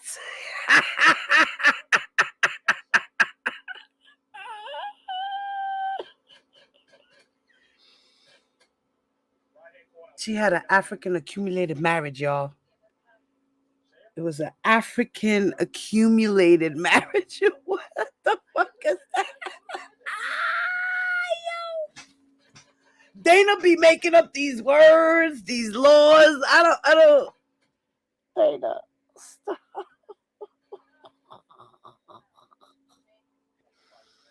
Bro, you hurt me. Really, like, oh my God.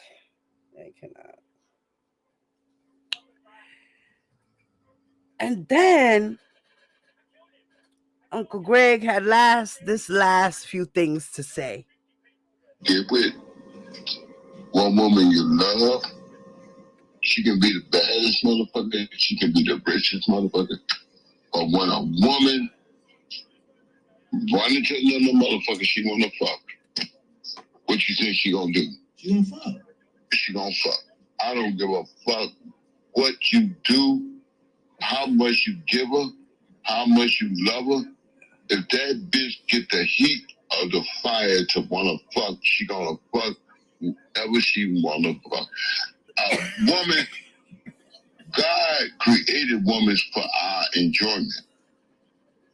And that's what the hoes do. They fuck anybody that would enjoy them. Tell them they pretty. Tell them.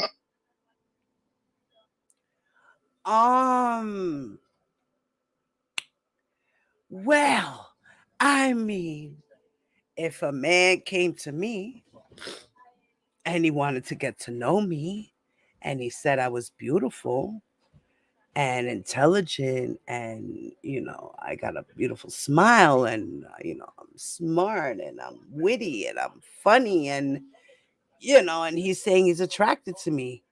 If I'm attracted to him, I'm going to keep talking and chatting and give him my number at the end of the night. He can call me later.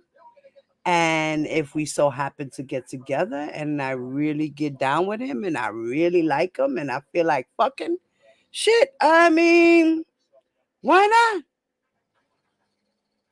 If he's going to treat me right, I mean, why not? What? What the fuck is wrong with that? Uncle Greg? I'm confused. What?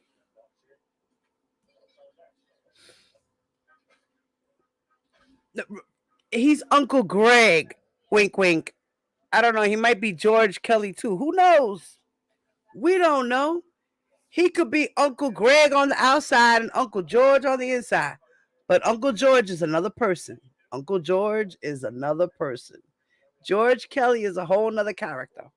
Okay? This one right here is Mr. Gregory Preston.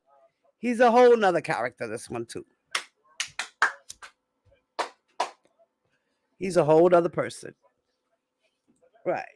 What the heck is an accumulated marriage? Right. What is this? Let's look this up. Let's see if this is even real.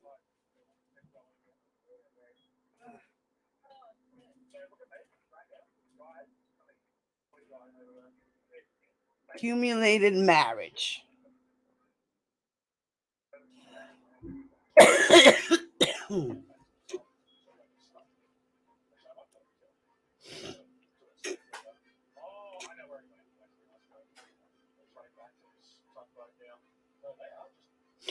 Well, I just typed in accumulated marriage, and it talks about marital property basics. Okay.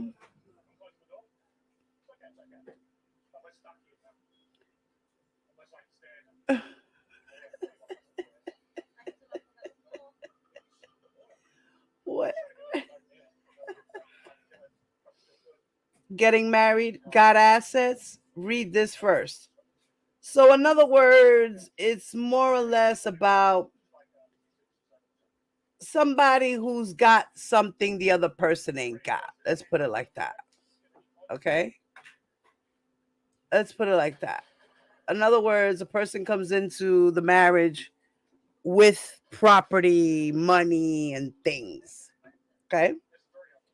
That's an accumulated marriage.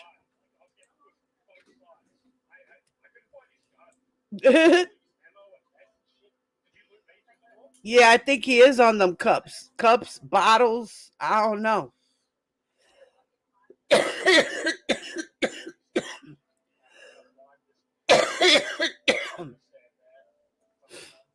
And exactly, Cherie. Bitch, not for your enjoyment. Think, uncle. Nigga, bye.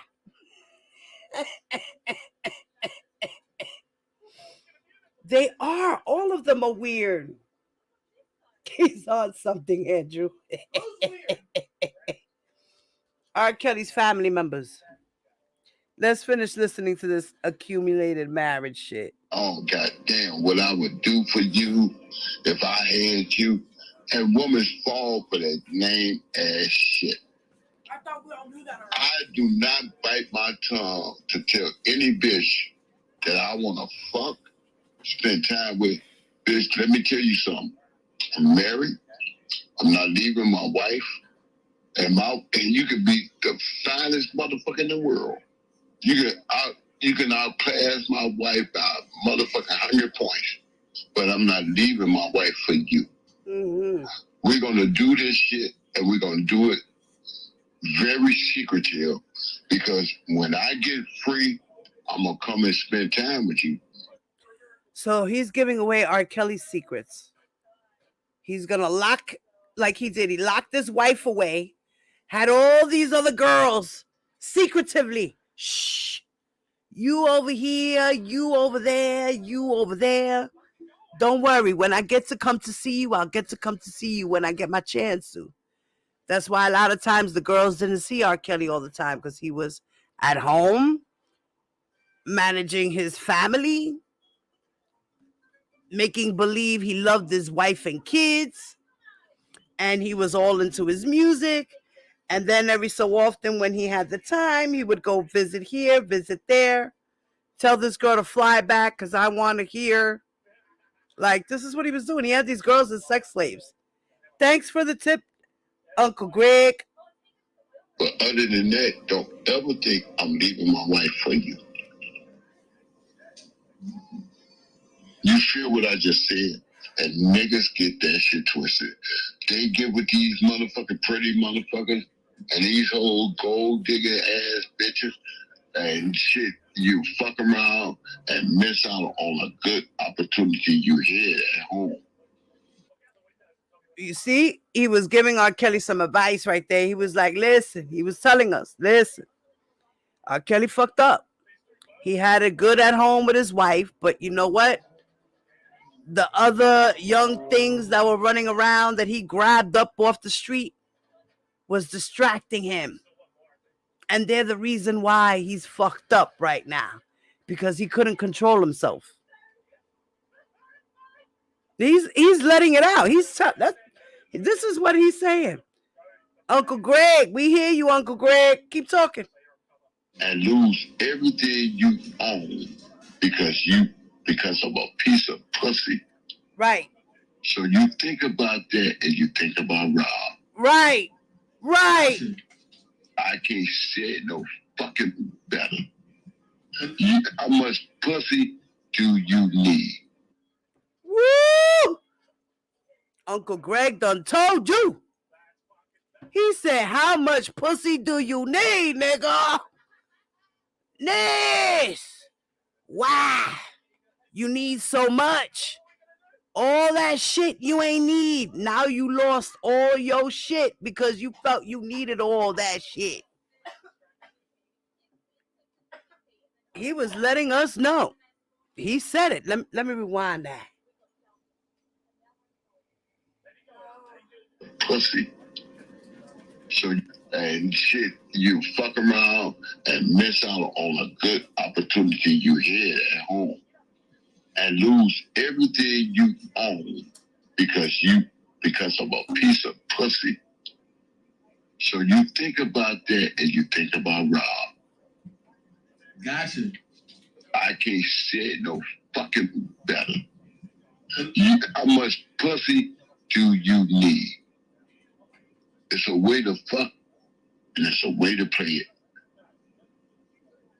You play it by the rules, because there's rules to this game.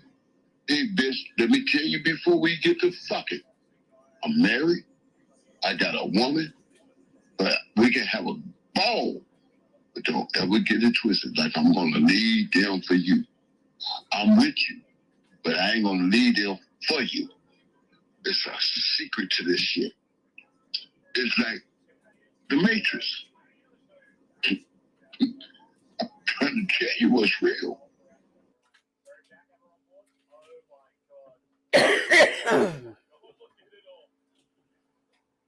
It's like the Matrix, y'all.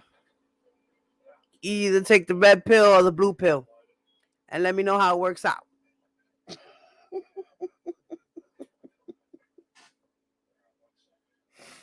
So these people are some characters on R. Kelly's family. They are some characters. They are some characters. I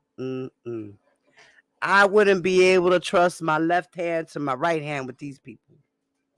Oh, Lord have mercy. I'd be scared. I would be scared.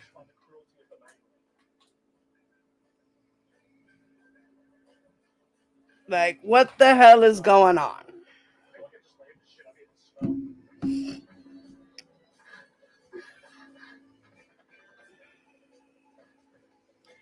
So, now, let's get into that. Was the play uncle, Uncle Greg, or he might be a real uncle. We don't know.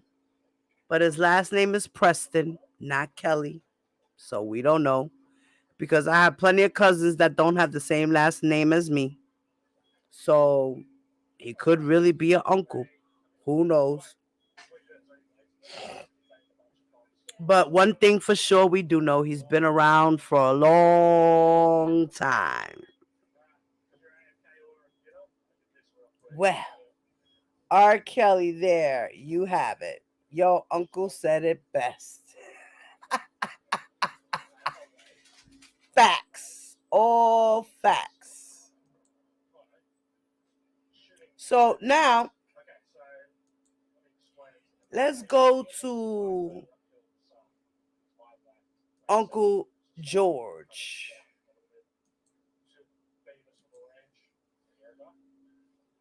Uncle George Kelly.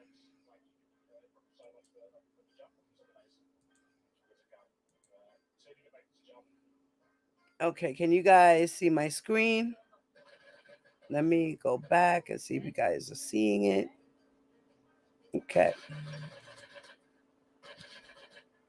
Okay. Let me do. Let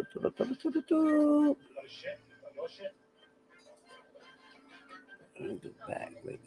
There we go. Yes.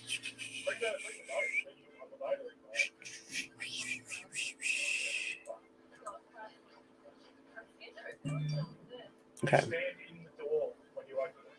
The lock them. And you can check the hatch too. He's still chasing me.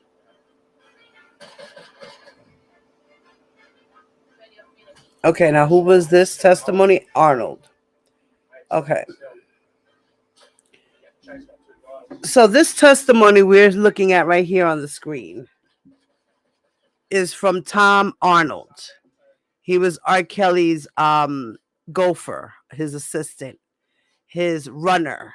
He was one of the runners who would go get food, who would knock on the doors and leave the food at the door for the girls to pick it up. He was driving the girls from the airport to the hotels, picking them up, taking them to go shopping or taking them to get food, things like that. This is what his job was, besides going to pick up his herpes medicine and stuff like that. I believe he even did that as well.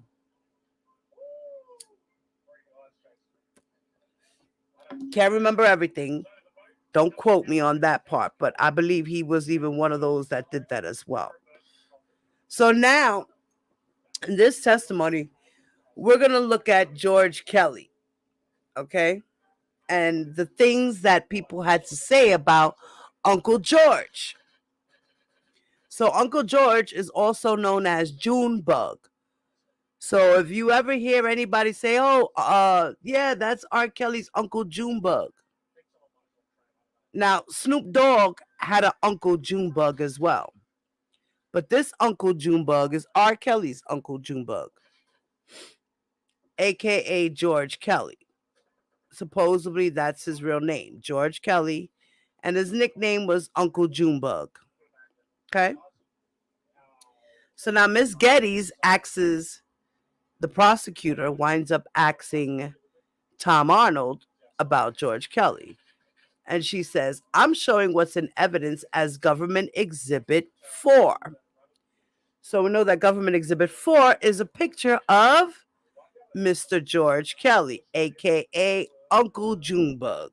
Okay?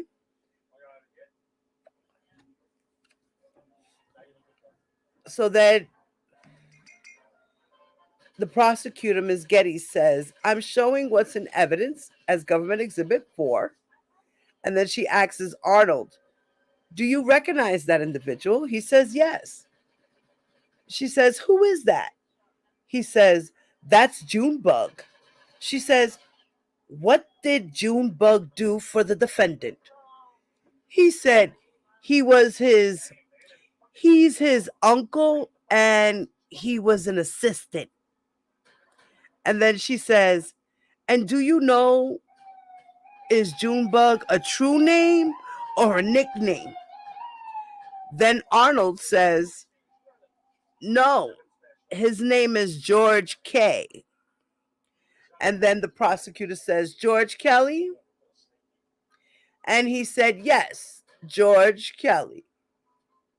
So George Kelly, according to Mr. Arnold, is what? His uncle, and he was an assistant. So he had two jobs. He was the uncle and he was the assistant. Okay? Now, when it comes to Miss Mayweather. I don't know which Mayweather this is, if it's Alicette or Suzette. But when one of the Mayweathers were being questioned, they happened to ask about Mr. George Kelly. So she asks Ms. I believe it was Ms. Geddes or Ms. Cruz, who was doing the interview. Ms. Cruz. Ms. Cruz was doing the examination, the direct examination to Miss Mayweather. And she asks her, she says, showing the witness what is in evidence as government's exhibit 4. Do you recognize this individual? Miss Mayweather says, yes. And the prosecutor says, who do you recognize this to be? She said, George Kelly. The prosecutor says, does George Kelly have any relation to the defendant? Miss Mayweather said, yes. The prosecutor said, who is that relation? Mayweather said, uncle. The prosecutor said, does he have any nicknames? She said, Junebug. The prosecutor said, what, if anything, did he do for the defendant? She said, he's an assistant. So Mr. Kelly was an assistant and an uncle. Now, Miss Copeland was asked about Mr. George. And Miss Geddes is asking, who was this again?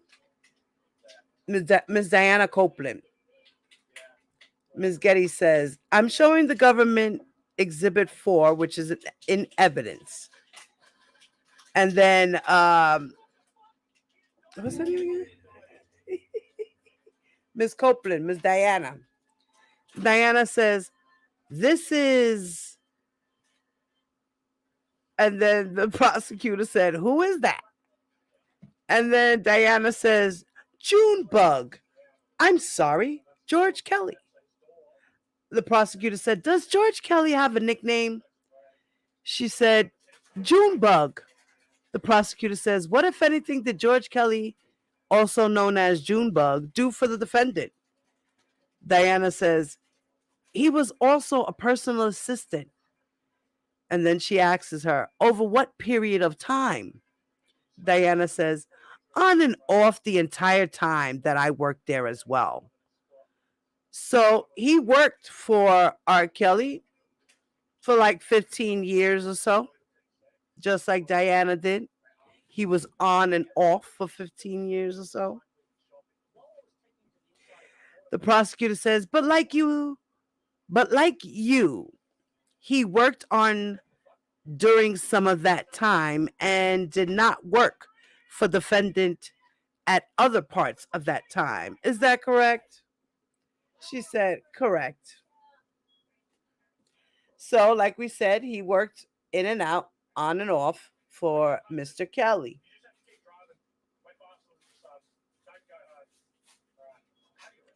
So now, who's this? Diana is asked again about George. And the prosecutor says, and did you also arrange for hotel reservations for the defendant? Diana said yes. The prosecutor said, and under whose name would you make hotel reservations when you were making arrangements for the defendant?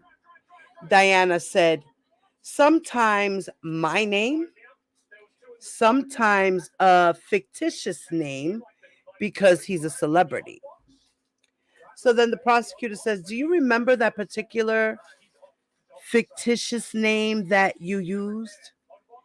Diana said, I do not. And then Ms. Geddes says, okay, did you sometimes make reservations for a George Kelly? Diana said, yes. The prosecutor said, who is George Kelly? And Diana Copeland says, the personal assistant. Then the prosecutor says, and does he have a nickname? Diana said, Junebug. The prosecutor said, do you sometimes use the name George Kelly for the defendant's reservations? And Diana said, yes. So now, not only is Uncle George the uncle, he's been the assistant for over 15 years, and he also gets hotel reservations put under his name. Why is he not sitting next to R. Kelly in jail, along with Diana and Demetrius? Like,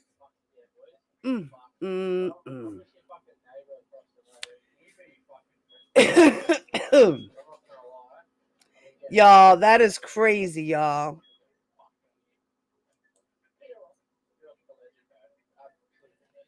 Like,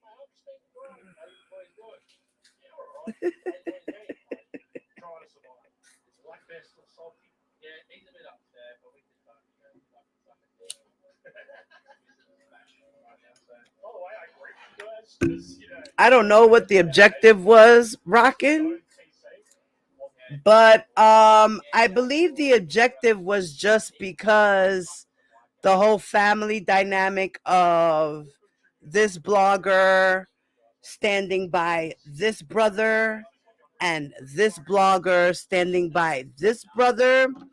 And I think the objective was to put the uncle in the middle of it, to talk shit about the brothers, and to maybe square away things that were going on. Maybe the objective was to calm things down. I'm not sure. Or make things worse. I'm not sure. But with that person, who knows, Rockin'? Who knows what the objective was? Girl. Let me go back around to this. So now we know Mr. George Kelly was there. Mr. George Kelly was there. The other uncle. I don't think he's a play uncle. I think he's a real uncle. Okay? So the real uncle was really there.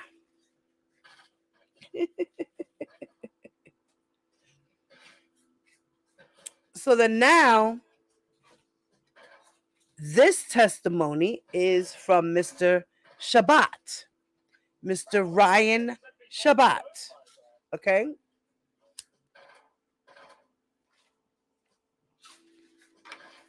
Mr. Ryan Shabbat,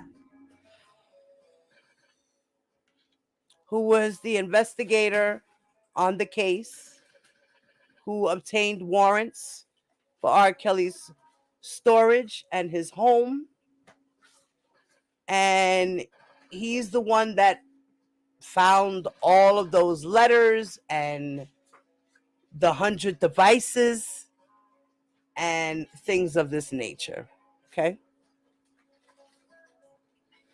So now the prosecutor is asking Mr. Shabbat questions about Mr. George Kelly.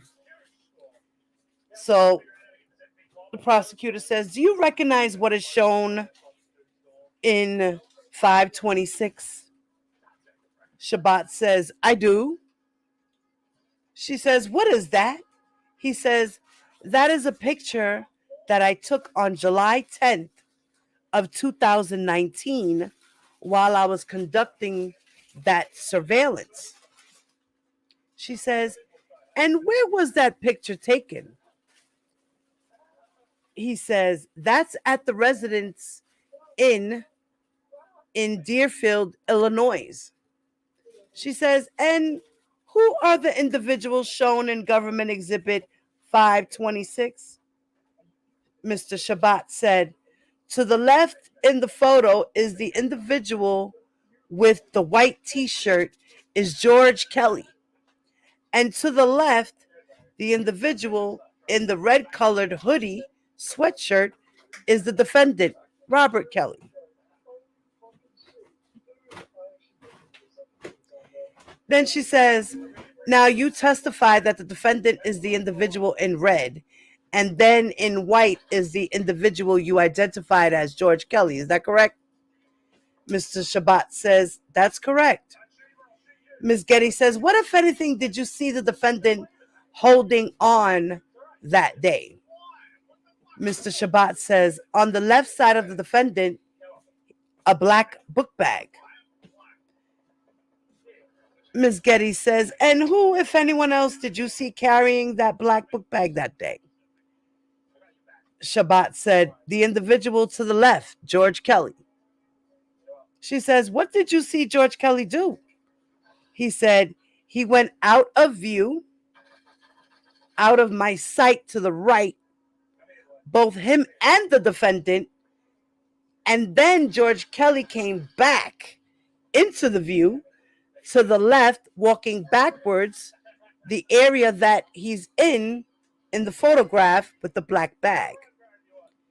She says, and did you see the defendant leave that day? He said, yes. She said, in what vehicle did the defendant leave in? She said, he said, it was a gray Mitsubishi, I can't even say that word, Mitsubishi SUV. Then she says, how about George Kelly? Did you see George Kelly leave that area that day? He said, I did. And she says, in what vehicle did George Kelly leave that day? He said, in the Jeep that he is standing in front of. She says, so they left in two separate cars? He said, correct. She said, I want to direct your attention to the following day. Did you participate in a search that day? He said, yes, I did. She said, was that pursuant to a court-authorized search warrant? He said, yes, it was. She said, where was the search conducted? He said, Mr. Robert Kelly's address at the time, which was with the Trump Towers, 401 North Wabash in Chicago, apartment 48, Frank. Sorry, F as in Frank. Ms. Getty says, at this time, the government wants to read into a stipulation entered by the parties marked as Government Exhibit 1013. The judge says, okay. And then Ms. Getty says, I'm going to actually just read the second paragraph right now. She says, if called as a witness at trial, one or more representatives of the Department of Homeland Security Investigations would testify as follows. The defendant was arrested pursuant to a federal arrest warrant on July 11th, 2019, outside the building where his residence at the time, 401 North Wabash, apartment 48F in Chicago, Illinois, short-sighted, the residence was located. The residence is an apartment within the Trump Towers in Chicago, Illinois. At the time of the defendant's arrest, the defendant was residing in the residence along with the individual depicted in Government Exhibit 75, who testified at trial using the pseudonym Jane, and the individual depicted in Government Exhibit 78, who has been identified by certain witnesses at trial as Joy and Joycelyn. So now, on July 11th of 2019, law enforcement agents conducted a search of the residence pursuant to a court-authorized search warrant.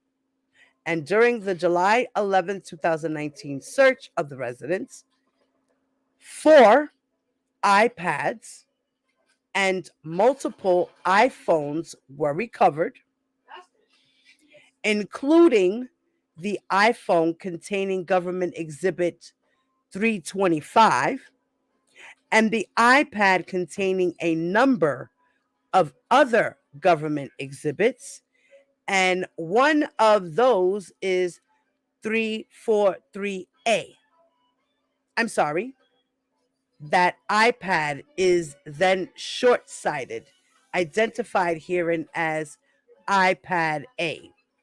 So now iPad A contained photographs and video recordings of sexually explicit conduct involving the individuals depicted in Government Exhibit 68, who testified using the pseudonym Alex and was identified by certain witnesses at trial as nephew. I officially dubbed the Alex nephew. Also, 69, who has been identified by certain witnesses at trial as Neek and Dominique. So Exhibit 68 is Alex, and Exhibit 69 is Dominique. Now, 75, who testified using the pseudonym Jane. 76, who testified using the pseudonym Anna. Then 77 and then 78, who testified by certain witnesses at trial as Joy and Joycelyn. And 79, who testified as Faith. So all of which were made referring to the photographs and video recordings were made between January of 2017 and February of 2018. So now, Mr. Shabbat had discovered these iPads with these photographs and video recordings of sexually explicit conduct, guys, involving Alex, which is AKA nephew, Dominique, Azriel, Anna, as we know her to be Haley, and Joy and Joycelyn.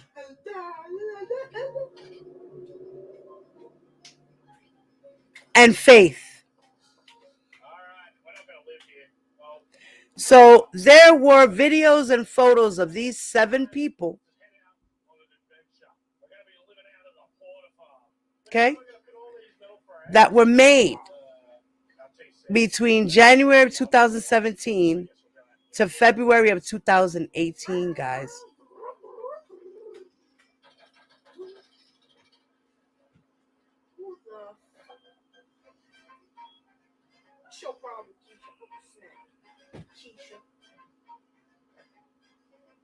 Now, Ms. Geddes asks Mr. Shabbat, the Homeland Security investigator. She says, now, as part of the search that you conducted at the apartment within the Trump Tower on January 11th of 2019, did you look for that black book bag that you saw the defendant holding that day, earlier that day? Mr. Shabbat said, yes, I did. And she says, was that black book bag recovered from the Trump Tower's residence? And he said, no, it was not. So then she says, I then want to direct your attention to January 9th of 2020. Did you also participate in a search on that day? And he said, yes. He said he did. So now, Ms. Geddes is going to break down what was found in the storage. Now, Ms. Getty says, and I'm now going to read another excerpt of the stipulation marked as Government Exhibit 1013. Paragraph 1 states that if called as a witness at trial, Howard Gross would testify that since at least February 2015 and continuing through at least January 2020, the defendant, Robert Sylvester Kelly, leased and used the storage facility located at 360 Kent Avenue in Elk Grove Village, Illinois, and then it is short-sighted here as the storage facility. And then continuing on to paragraph 2C of that same stipulation, and it reads, on January 9, 2020, law enforcement agents conducted a search of the storage facility pursuant to a court-authorized search warrant. Now, during the January 9th, 2020 search of the storage facility, 2 iPads and multiple phones were recovered. Okay? So now let's look at it like this. There wasn't 100 devices. Okay? Because right here it says there were 2 iPads and multiple phones. They didn't say 30, 40, 50, 60, 100. They just said multiple and 2 iPads. He said even including an iPhone containing Government Exhibit 481 and a cellular telephone containing Government Exhibit 482. And that also during the January 9, 2020 search of the storage facility, multiple hard drives were recovered. Okay? Including the hard drives containing Government Exhibits 468, 469, 470, 471, 472, and 473.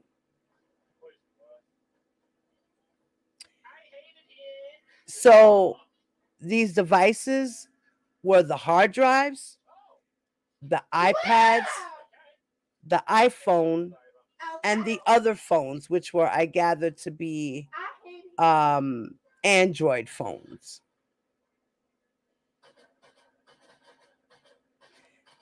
And then she says, and I will read more of that in a moment.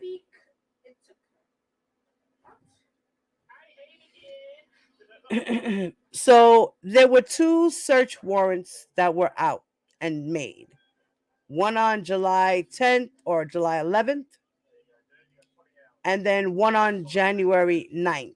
So one in 2019 and one in 2020. Okay? So let's leave that there, and I'm gonna go back to the next part where we talk about Mr. George Kelly. So now, Mr. Shabbat, it says, now you testified that the defendant is the individual in red, and then in white is the individual you identified as George Kelly. Is that correct?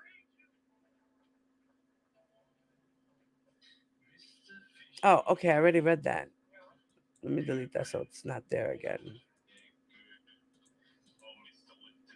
All right, wait. Okay.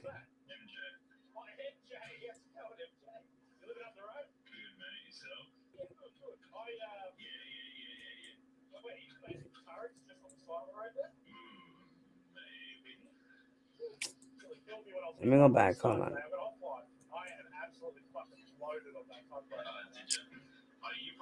Come on. I'm sorry, guys. I'm having difficulty with this. Okay. Let me get another water too. Give me a second, y'all. You finished? You did? No. Why? I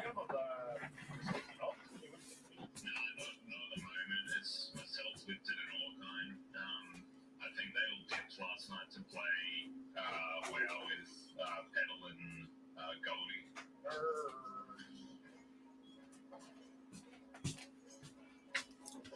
Bobby, you can close this window. I can't. It's hot. It's hot. And it's still smoky. It still smells like smoke. It hurts. You know? That red campus guy. It hurts. Please. Open the window. Please. You're gonna have to go in your room. Why? You're not gonna be sitting there making those weird ass noises. What weird noises? I didn't make a single noise. Okay. Okay. All right, guys.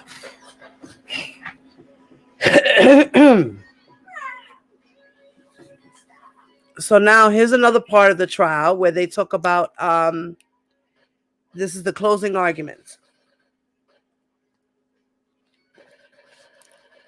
This is the closing arguments. And Ms. Geddes delivers the closing arguments, and she says, like the others in his inner circle, they contributed to the success of the defendant's crimes. They carried that backpack that stored the defendant's many iPads that he used to record girls and young women engaging in sexually explicit conduct. Diana Copeland told you that the defendant's male personal assistants, and I'm using that distinction because you've heard many witnesses talk about the female assistants and the male assistants. So Diana Copeland told you that his male personal assistants carried the backpack that stored his iPads. Special Agent Shabbat from the Department of Homeland Security told you that the day before the defendant was arrested, he actually saw George Kelly, who is also known as Junebug. He is over there in that circle around the defendant, carrying a backpack that the defendant had been carrying a few minutes earlier. And you also know that his assistants picked up the defendant's prescriptions to treat his herpes.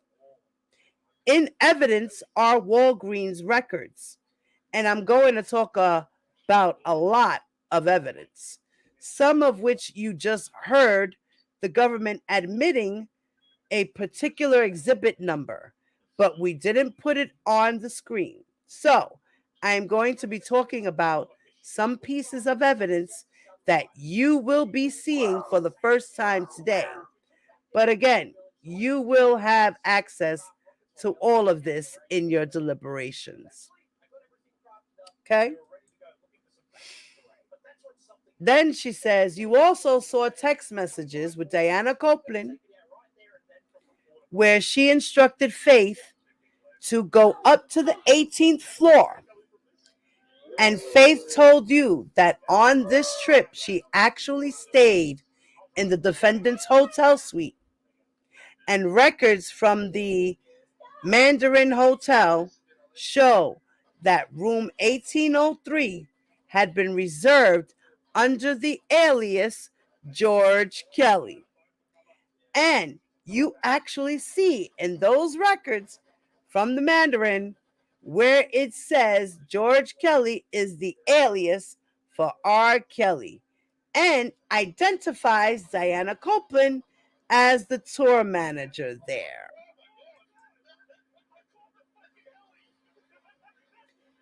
Here's another part of Mr. Arnold where he says,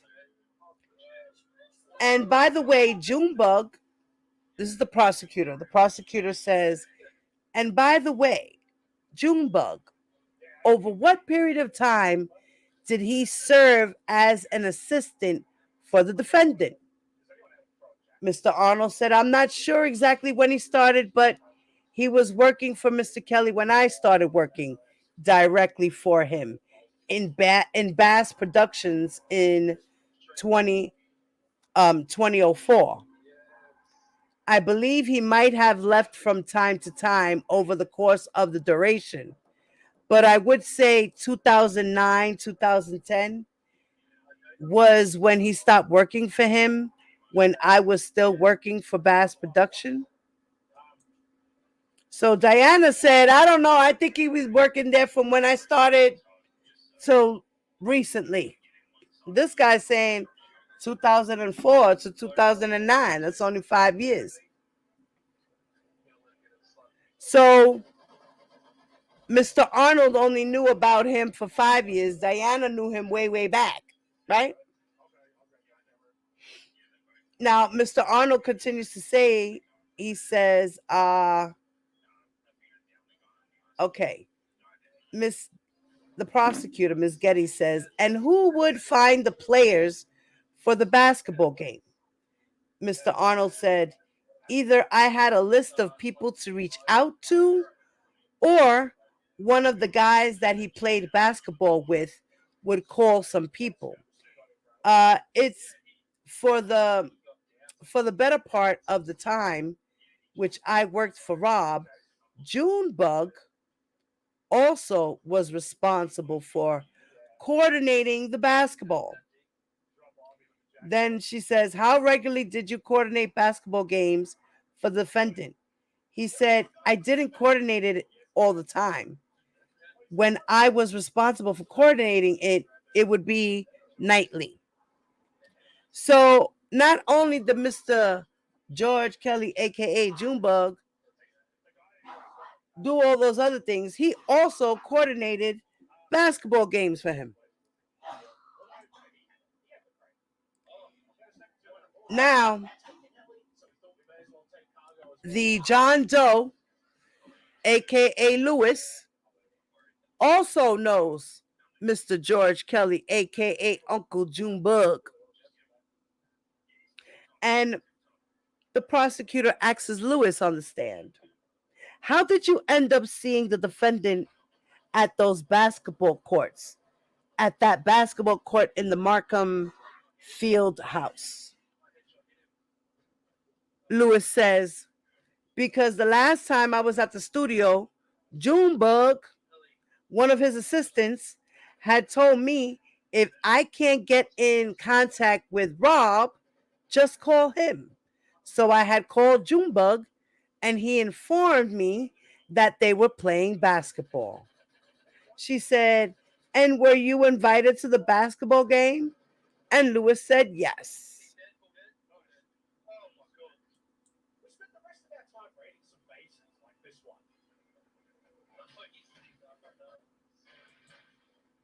Okay, okay, hold on. All right.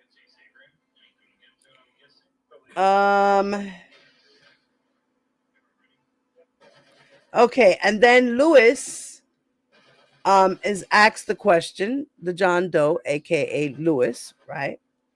We know him as Richard Arline. The prosecutor says to him, do you recognize who is shown in Government Exhibit 4? And he said, yes. She said, who is that? He said, Junebug. She said, and is that the individual that you contacted who invited you to the basketball court?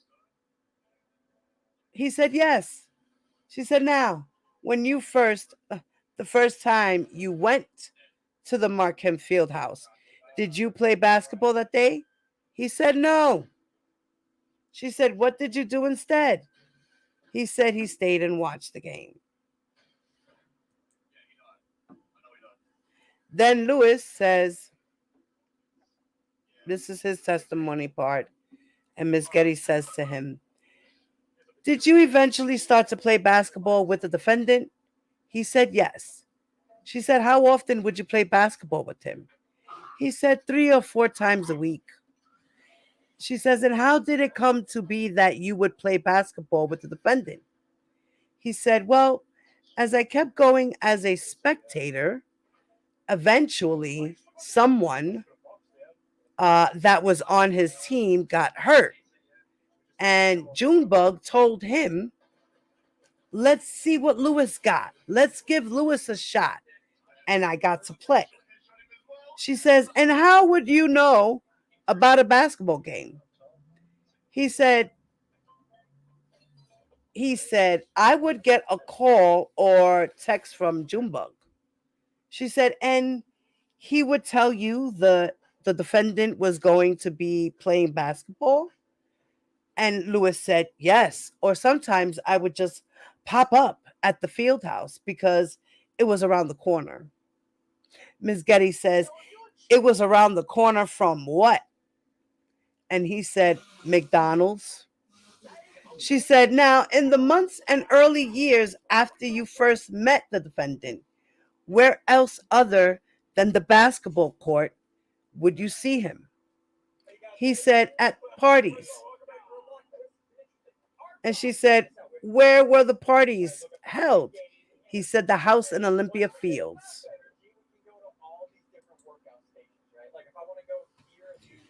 Then Lewis continues with his testimony, and Miss Getty says, "Where were they? Where was that?" He says, "Out west in California, Jackson Street." "And what, if anything, do you remember about that particular location?" He said, "It was a church." She said, "And other than Junebug, was there anyone else who you would learn about the basketball games from?" He said, "Yes, eventually Tom." She said, "Who was Tom?"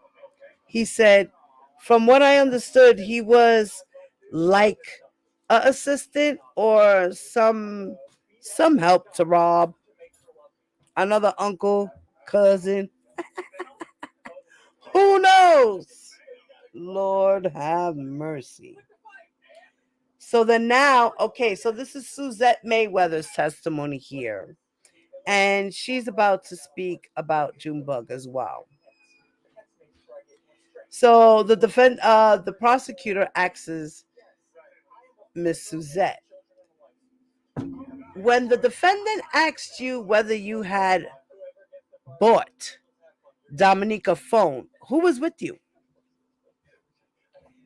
Suzette says, "I was alone, but George was in the room as well."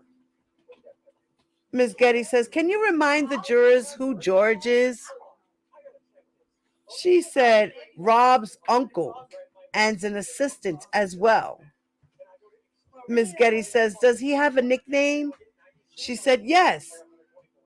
Miss Getty asks, "What is his nickname?" She said, "Junebug." "So what happened after you said to the defendant that you hadn't bought Dominique a phone?"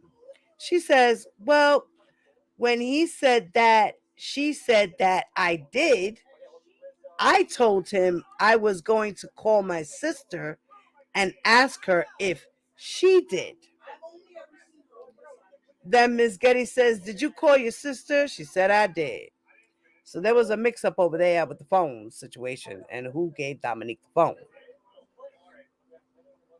So now there's a witness by the name of Delaney. I forgot who they were. I think they were another prosecutor or something like that. Not a prosecutor, another agent, I believe.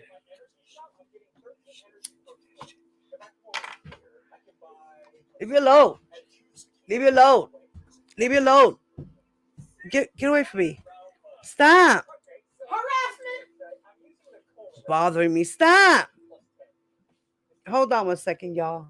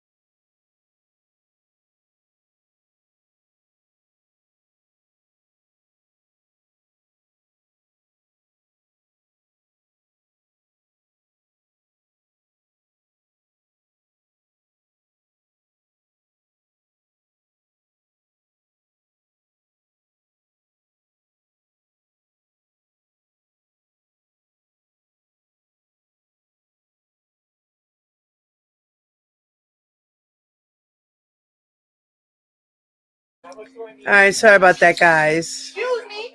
So big head. I was being rudely interrupted. Damn it. That was it. All right, so now, Mr. or Miss Delaney says, is speaking about George Kelly, right, and says something about him, aka Uncle Junebug. So Ms. Getty says to Miss Delaney or Mr. Delaney, you don't need to read the phone numbers, but who are the individuals saved in that cell phone? He says, or she says, Junebug, Rob, Studio, Tom, and voicemail. The prosecutor says, and were those the only contacts listed in that particular cell phone? And they said, yes, they were. Now, for the boy Alex, the other John Doe,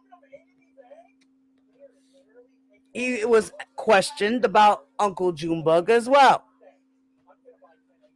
The prosecutor asks Alex, now, during those earlier days when the defendant still lived at Olympia Fields, when you would go to the parties at Olympia Fields and basketball games in Markham, did you see or meet any of the defendant's employees or associates? And Alex says, yes. Then she says, I'm showing you what's in evidence as a government exhibit 4. Who's number 4, guys? Junebug, right?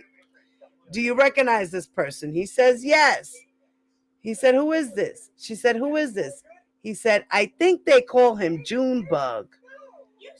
She says, and do you know what, if any, role Junebug had with the defendant? And then he says, personal assistant, you know, someone like his right-hand guy for different matters.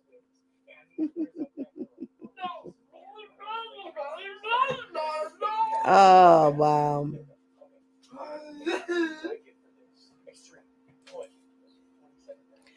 So now they're asking Mr. or Mrs. Williams. I'm not sure who it is, but this is The Cross by Mr. Canick. Okay. So now Mr. Canick is getting a crack at this and asks about Mr. Junebug. So now Mr. Canick says, name one person that he played with. And Mr. Williams, or Mrs. Williams, I think it's Mr. Williams said, I believe he always went with an individual by the name of Junebug. So Junebug was the right-hand man that he played with.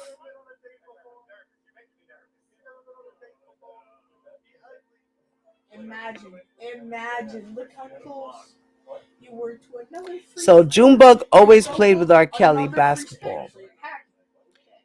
So then the next question is, you believe he always played with an individual by the name of Junebug? He said yes. And where do you know what time he and Junebug would leave to go? He said, I didn't keep track of their hours. No. She says, now what time would he come back in? What time would he normally be in the studio at night? He says, there were no normal times. She said, there were no normal times. And when you would see him go to basketball game, it would just be he and Junebug. Who would go? Hold on. You did it? That's yours. With me and you? Yay! I'm playing Monopoly, guys. My husband just got us to the boxes. We got the grand prize in the box. No, I would never admit that on stream. You sound mad old. Just saying. I am old. Yeah, you're 70 years old. What? Skill issue.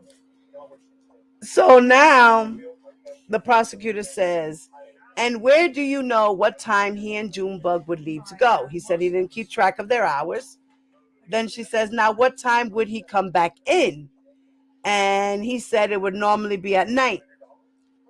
And there were no normal times. So then she says, and when you would see him go to a basketball game, it would just be he and Junebug who would go. And then Mr. Williams says, it could vary, but generally, Big John went with him everywhere. Then she says, okay, well, just those two? He said, I said it can vary. She said, well, he said, I don't know who else would go with him, but I know that he would go with an entourage. And she said, well, and then he said, and if he didn't leave the building with an entourage, he would meet people outside the facility. Okay. So Uncle Junebug always played basketball with R. Kelly as well.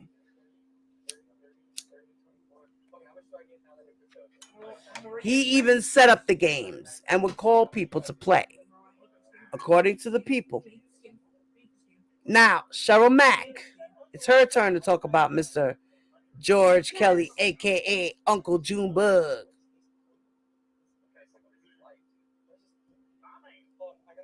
Miss Shihata this time is getting a crack at it and says to Cheryl Mack, she asks her, and I think you said something about the number of people that were traveling with him. Is that right?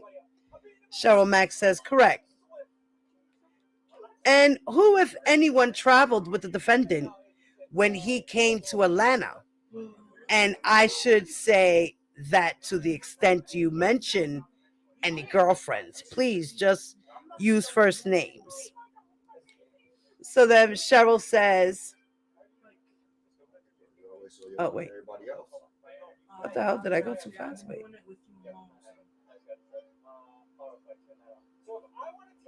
Okay.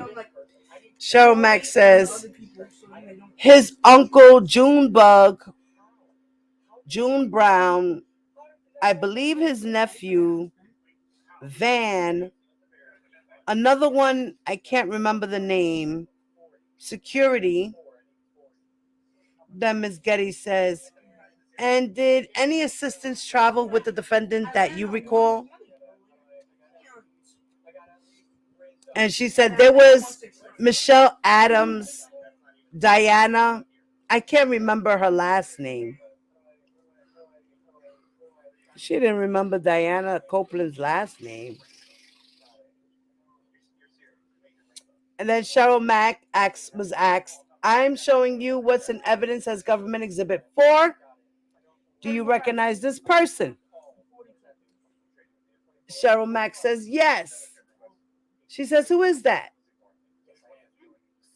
She said, Junebug.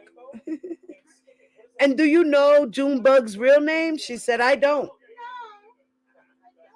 And what, if any, role did Junebug have with the defendant? Cheryl said, I believe he was an assistant. And I think you also testified earlier, was he also the defendant's uncle? And Cheryl said, yeah, that's correct.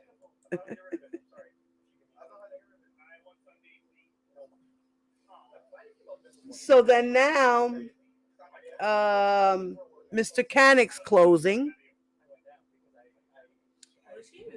Mr. Canick says, and I guess the government was suggesting that Copeland kept her on a bus, on a Sprinter. Where is that in the testimony? Then he says, where is it in the testimony that anyone kept anyone, anywhere? Oh my God, I can't believe how dramatic he was. He said, where Robert or any of his employees, any of his racketeer members here prevented someone from eating. Where is that? Prevented someone from leaving. Where is that? Prevented someone from getting water. Which racketeering member? Oh, Tom Arnold. He must have done it. No, It was Tom. So let's call Junebug. Junebug did it. Well, where is it in the testimony? Don't be bedazzled by this statement. Again, Fluff, your job is to make a decision based on evidence, credible evidence, or a lack of evidence. Just because they put a board up here and call these people racketeer members, the racketeer members, no, you make the decision. I can't with him. Did he really say that? Who said that? Canic the mechanic. Oh, Lord. That was horrible. You're welcome, Purple. Yes, girl. I didn't even know the basketball court was around the corner from the McDonald's. I just found that out, too. I mean, we read this. We heard it. But when you're reading it at the moment, you know, when you go back later on, you kind of look at the shit you miss. And you say, wait, I didn't catch that. I heard that, but I didn't really hear that. You know, so going back is kind of like, wow, damn. Everybody over there knew who Junebug was. So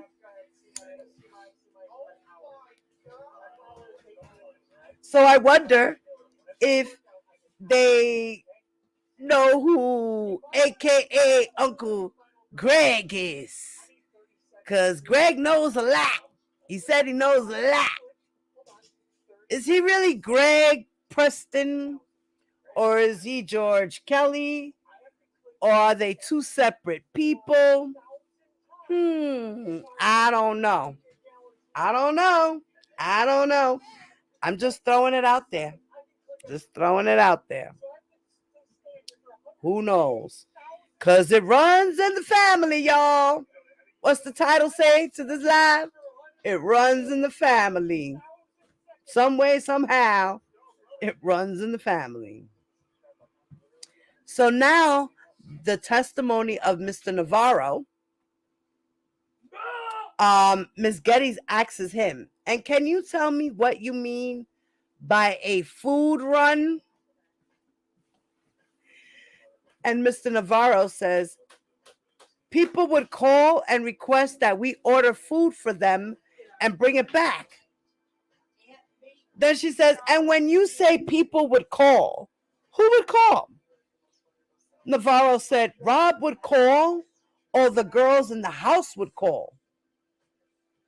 She said, what would you do when you received a telephone call from one of the women in the house who called? He said, so if it's a food run, you would write down the order and then you would get permission to go get it.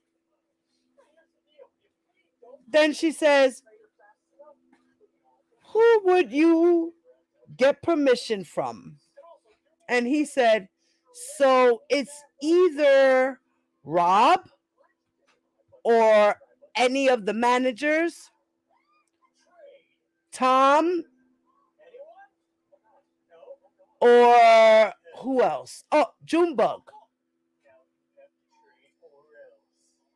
She said, anyone else you recall? He said, it could be Donnie Lyle. Then she says to him, I'm showing the witness only what's been marked for identification as Government Exhibit 4. She says, do you recognize who's shown in Government Exhibit 4? And he says, yes. She says, who is that? He said, that's Junebug. And is Junebug a nickname or a true name? He said, that's a nickname. She said, do you know Junebug's true name? He said, I can't remember it. She said, okay. Junebug was around. He was hot like fire.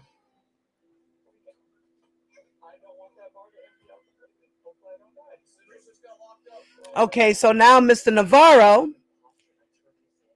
is still with the government, and the government asks him or says to him, now you said that you would get permission from, I think you said the defendant or Tom or Junebug, on occasions Donnie.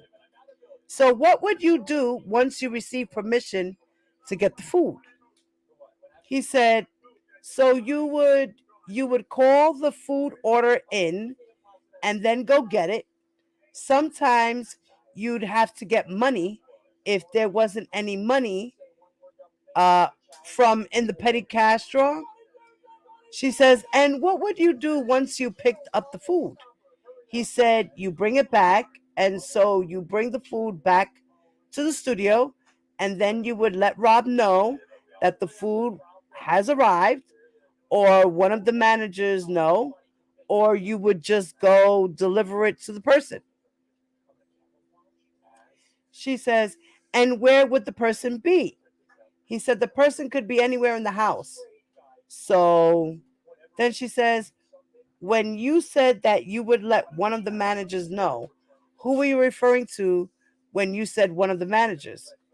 He said, so like it's whoever was on the shift usually, but so Tom Arnold or Junebug or Donnie Lyle. Then she says, were those considered some of the managers who worked for the defendant? He said, yes. She said, all right, I had asked you some examples of some of the errands or tasks that you were asked to complete, and you just described that one of them would be to go on food runs. What are some other examples of errands or tasks that you were asked to do while you were an assistant for the defendant? He said, there were a lot of driving around people and a lot of picking things up, like, excuse me, yeah, you might have to go to the office to pick something up or pick something up from somebody or drop stuff off. So then now Mr. Navarro's like still in direct with Miss Geddes, and she asks him or says to him, and what, if anything, were you supposed to do when the guests were in your presence? He said, like, if I'm transporting them somewhere and I was just not supposed to talk to them. She said, you testified that you would transport some of these guests. Who gave you instructions about who to pick up? Who gave you instructions about who to pick up? And then he said, usually it was one of the managers, Tom, Junebug, Donnie Lyle, or Rob. She said, and once when you were bringing one of these guests to the house, to the defendant's house, where would you bring them? She says, you testified that on occasion you brought them to the tour bus. Were there other locations within the house that you would bring these guests on occasion? He said, yeah, so I would bring them all over the property. So it could be into the studio, it could be upstairs in one of the rooms. Yeah, pretty much anywhere on the property. So Uncle Junebug helped out a lot. So now we're going to go to Jane Doe number 5. And Miss Geddes is going to question her. And she says, Miss Geddes says, were you ever... Oh, you also mentioned that the defendant had his assistant that helped him in particular. Who were they? Jane says, his assistants were usually male assistants, and for the girls, it was a female assistant. And the male assistants that the defendant had, did you learn any of their names? She said, yes, I did. Who were some of the male assistants? Jane says, his uncle Bug, and a person, Junebug. And I'm showing you what's been marked for identification as Government Exhibit 3. Ms. Getty says, I think this one is actually in evidence. She said, do you recognize Government Exhibit 3? She said, yes. Who is that? She said, that is Junebug. And was that one of the defendant's assistants? She said, yes. I love you, dry. Bye. Bye. Love you. Bye. Bye. I love you. Go. Stop. My husband's leaving now for work. Now, Ms. Gutty says, can you put Government 3 on there, please? And then she says, and I am now showing you what's in evidence as Government Exhibit 4. Do you recognize Government Exhibit 4? She says, yes. Who is that? She said, that's Uncle Bug. So, you see what happened there, guys? Did you catch that? Did you catch that?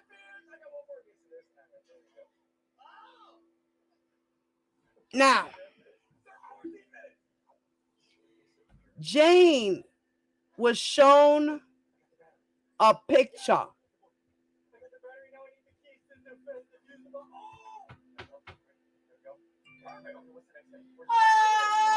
She said to him, she said to Ms. Getty said to her, and the male assistants that the defendant had, did you learn any of their names?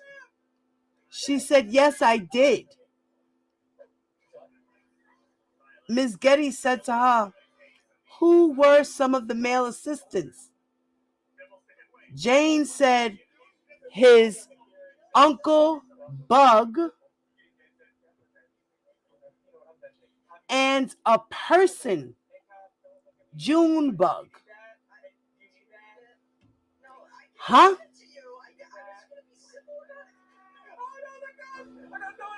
Is that two different people? Who's Uncle Bug and who's Junebug?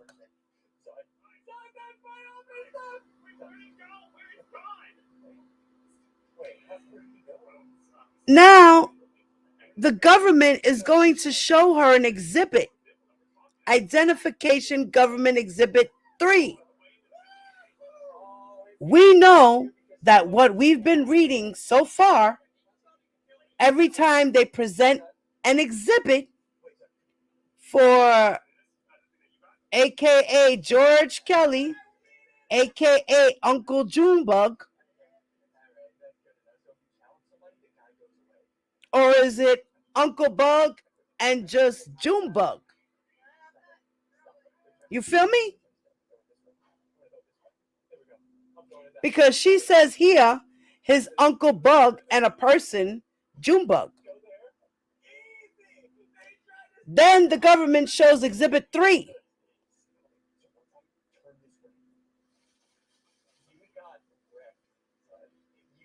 And she said, do you recognize Government Exhibit 3? She said, yes. Who is that? She said, that is Junebug.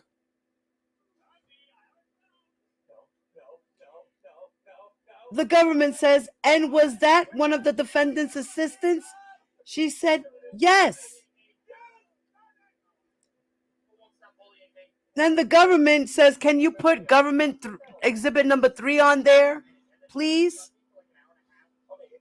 And then Ms. Getty says, and I am now showing you what's in evidence as Government Exhibit 4.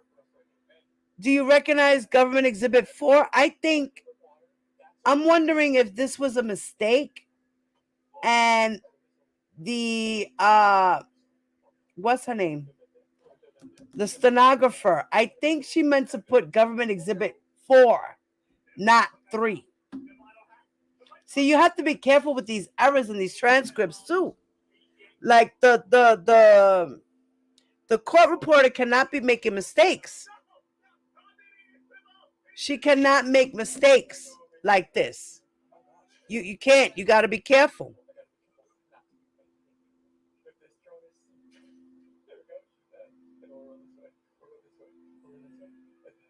So, because then down here she says, do you recognize government exhibit 4?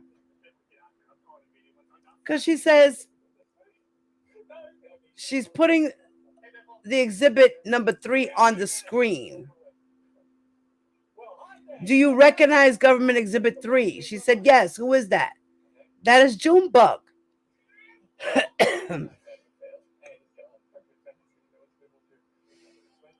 Then she says, and I am now showing you what's in evidence as government exhibit 4.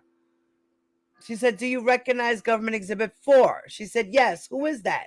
That's Uncle Bug. And what role did Uncle Bug serve for the defendant? She said he was a personal assistant. Ms. Getty says, can you put government 4? Thank you. Then she says, you also mentioned that the defendant had assistants for his females. Were you one of those female guests? She said, yes. She said, do you know the names of his assistants for his female guests? She said, yes. She said, who were they? She said, Cheryl, Diana, the twins, Lily, Asante, and Cassandra. The government said, do you know Cheryl's last name? She said, Cheryl Mack.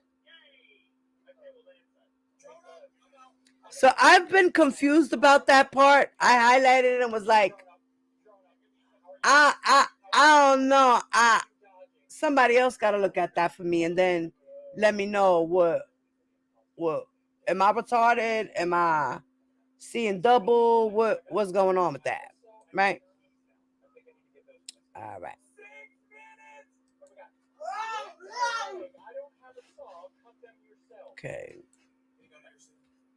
Okay.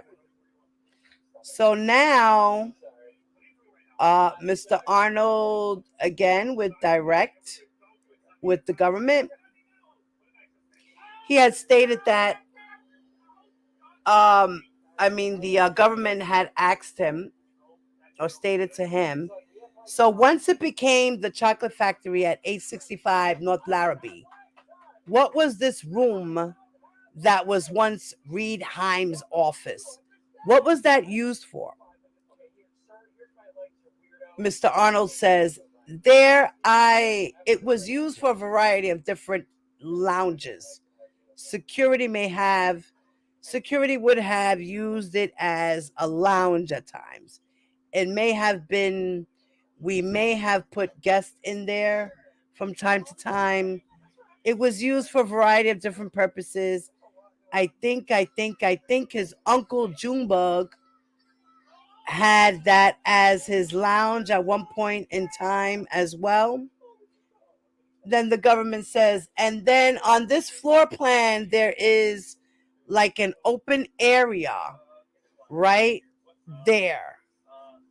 What does that indicate? Mr. Arnold says, there's a hallway that passes through there. Where your pen was, where it says Chicago Tracks, that would be the hallway.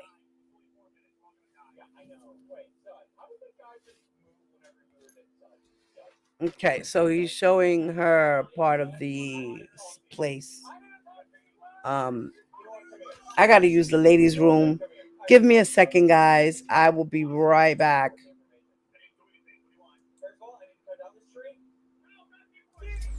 You are watching Diva Divine Light. You can fuck with me if these red bottoms, these bloody shoes. Hit the scoop, I can get them both. I don't want to choose, and I'm quick. Cut every nigga off, so don't get comfortable. Look, I don't dance now, I make money move. Now I gotta dance, I make money move. If I see you now, that means I don't fuck with you. I'm a boss, you a worker, bitch. I make bloody move. Now she say, gon' do what a hoop. Let's find out and see. Cardi B, you know where I'm at, you know where I be. Just a party, I'm there, I can play. I be in and out, got gang so much, I know they tired of me. Honest.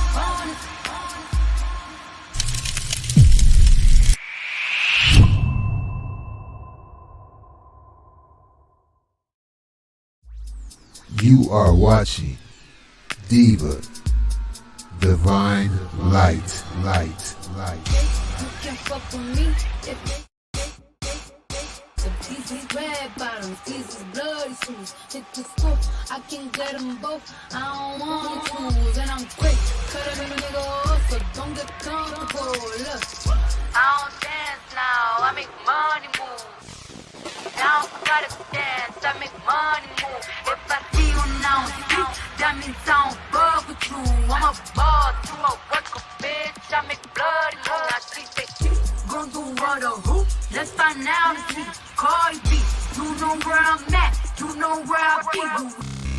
Just a party, I'm there, I can play. I be in and out the game so much, I know they tired of me.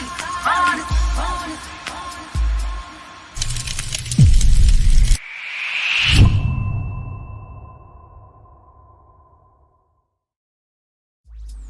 You are watching Diva Divine Light. You can fuck with me if these is red bottoms, these is bloody shoes. Hit the scoop, I can get them both. I don't want to choose, and I'm quick. Cut every nigga off, so don't get comfortable. Look, I don't dance now, I make money move. Now I gotta dance, I make money move. If I see you now, that means I don't fuck with you. I'm a boss, you a worker, bitch. I make bloody move. Now she say, gon' do what or who? Let's find out and see. Cardi B, you know where I'm at, you know where I be. Just a party, I'm there, I can play. I be in and out the game so much, I know they tired of me. Honest.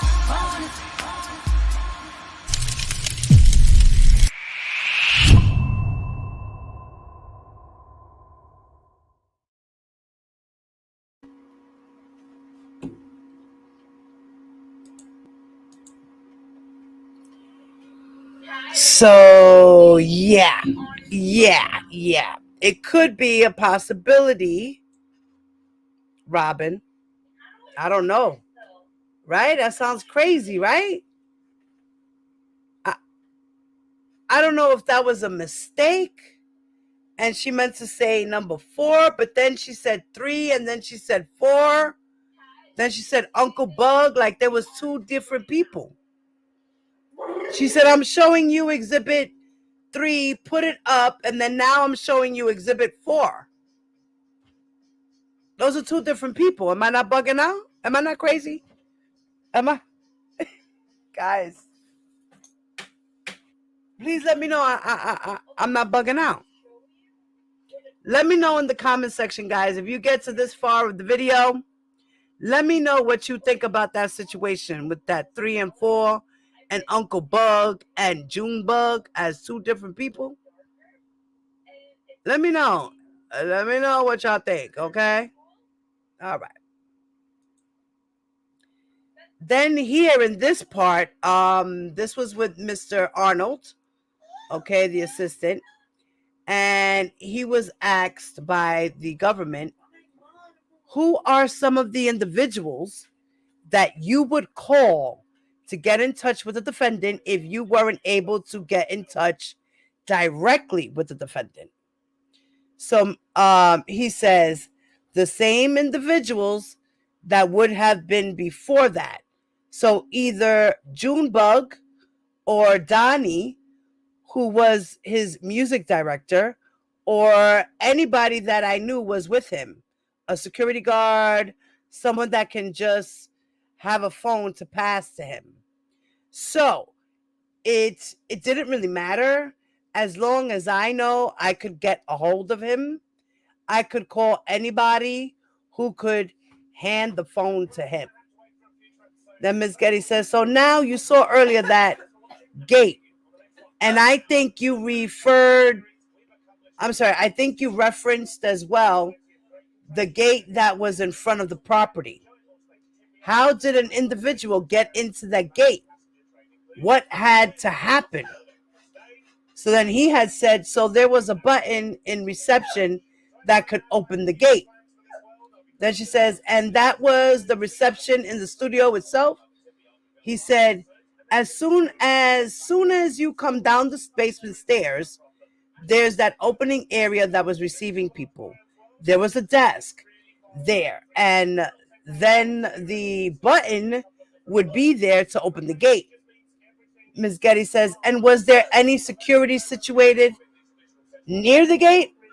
And he said, depending on the time frame, there was one point in time a guardhouse on the property where somebody would be situated. Otherwise, there would be somebody sitting in an excursion, but there was frequent times where there was nobody there, and there was a security camera in the reception, so you could actually see the gate clearly on the security camera.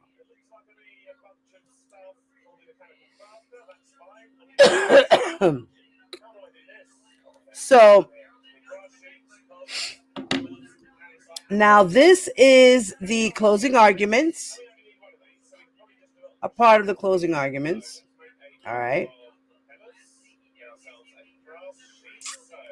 And I believe,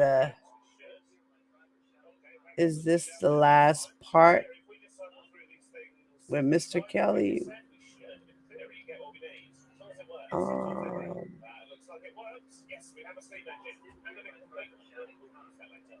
I believe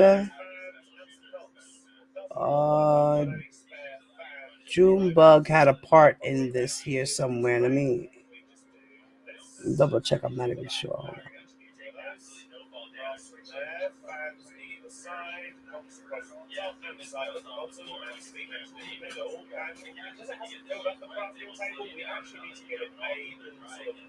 Hold on.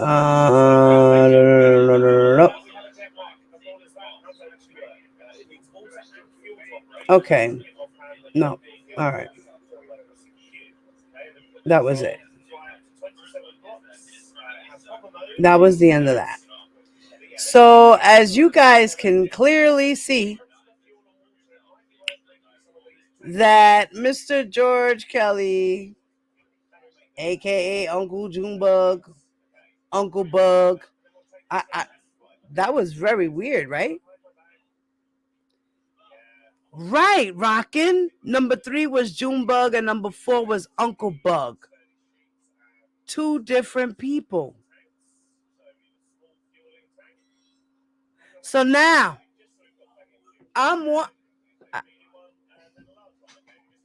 this is why I said my title the way I did it. It said, The Uncles of R. Kelly, Greg and George. It runs in the family. Now, was Junebug number 3 Uncle June Brown? Was June Brown Junebug? Milton Brown, was he known as Junebug? I don't remember. Was June Brown also known as Junebug? Because like you said, June Brown could be Junebug and George Kelly could be Uncle Bug.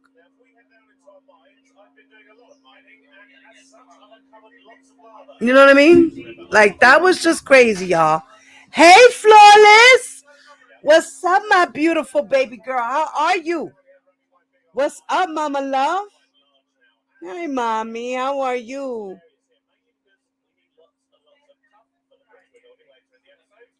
All were under 21 years of age. Nigga couldn't go get a grown woman because he was a biatch boy.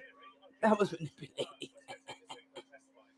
I didn't know the basketball court was around the corner from McDonald's. Okay.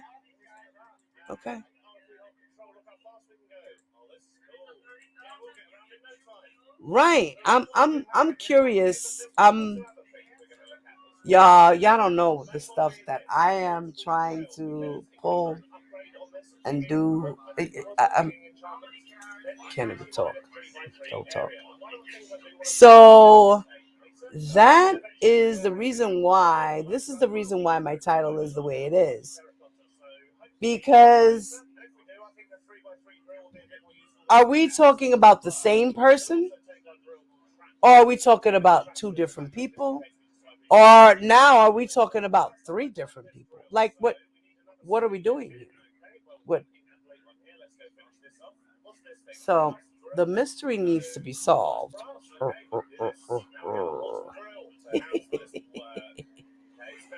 And let me know what you guys think about this mess with these uncles and these family members of R. Kelly. Like, what are we doing here? Please do me a favor, guys. Don't forget to like the video on your way out, okay? And if you're not subscribed, subscribe to the channel, please. Put the notification on all, please. Gracias. Thank you very much. Love y'all. And for those who are on the replay, please leave your comments. Make sure they're respectful. Let me know what you think about the situation with these Kelly cousins and the fake cousins and the fake uncles and the brothers and the sisters and the whole We Are Family crew. You know, because sometimes...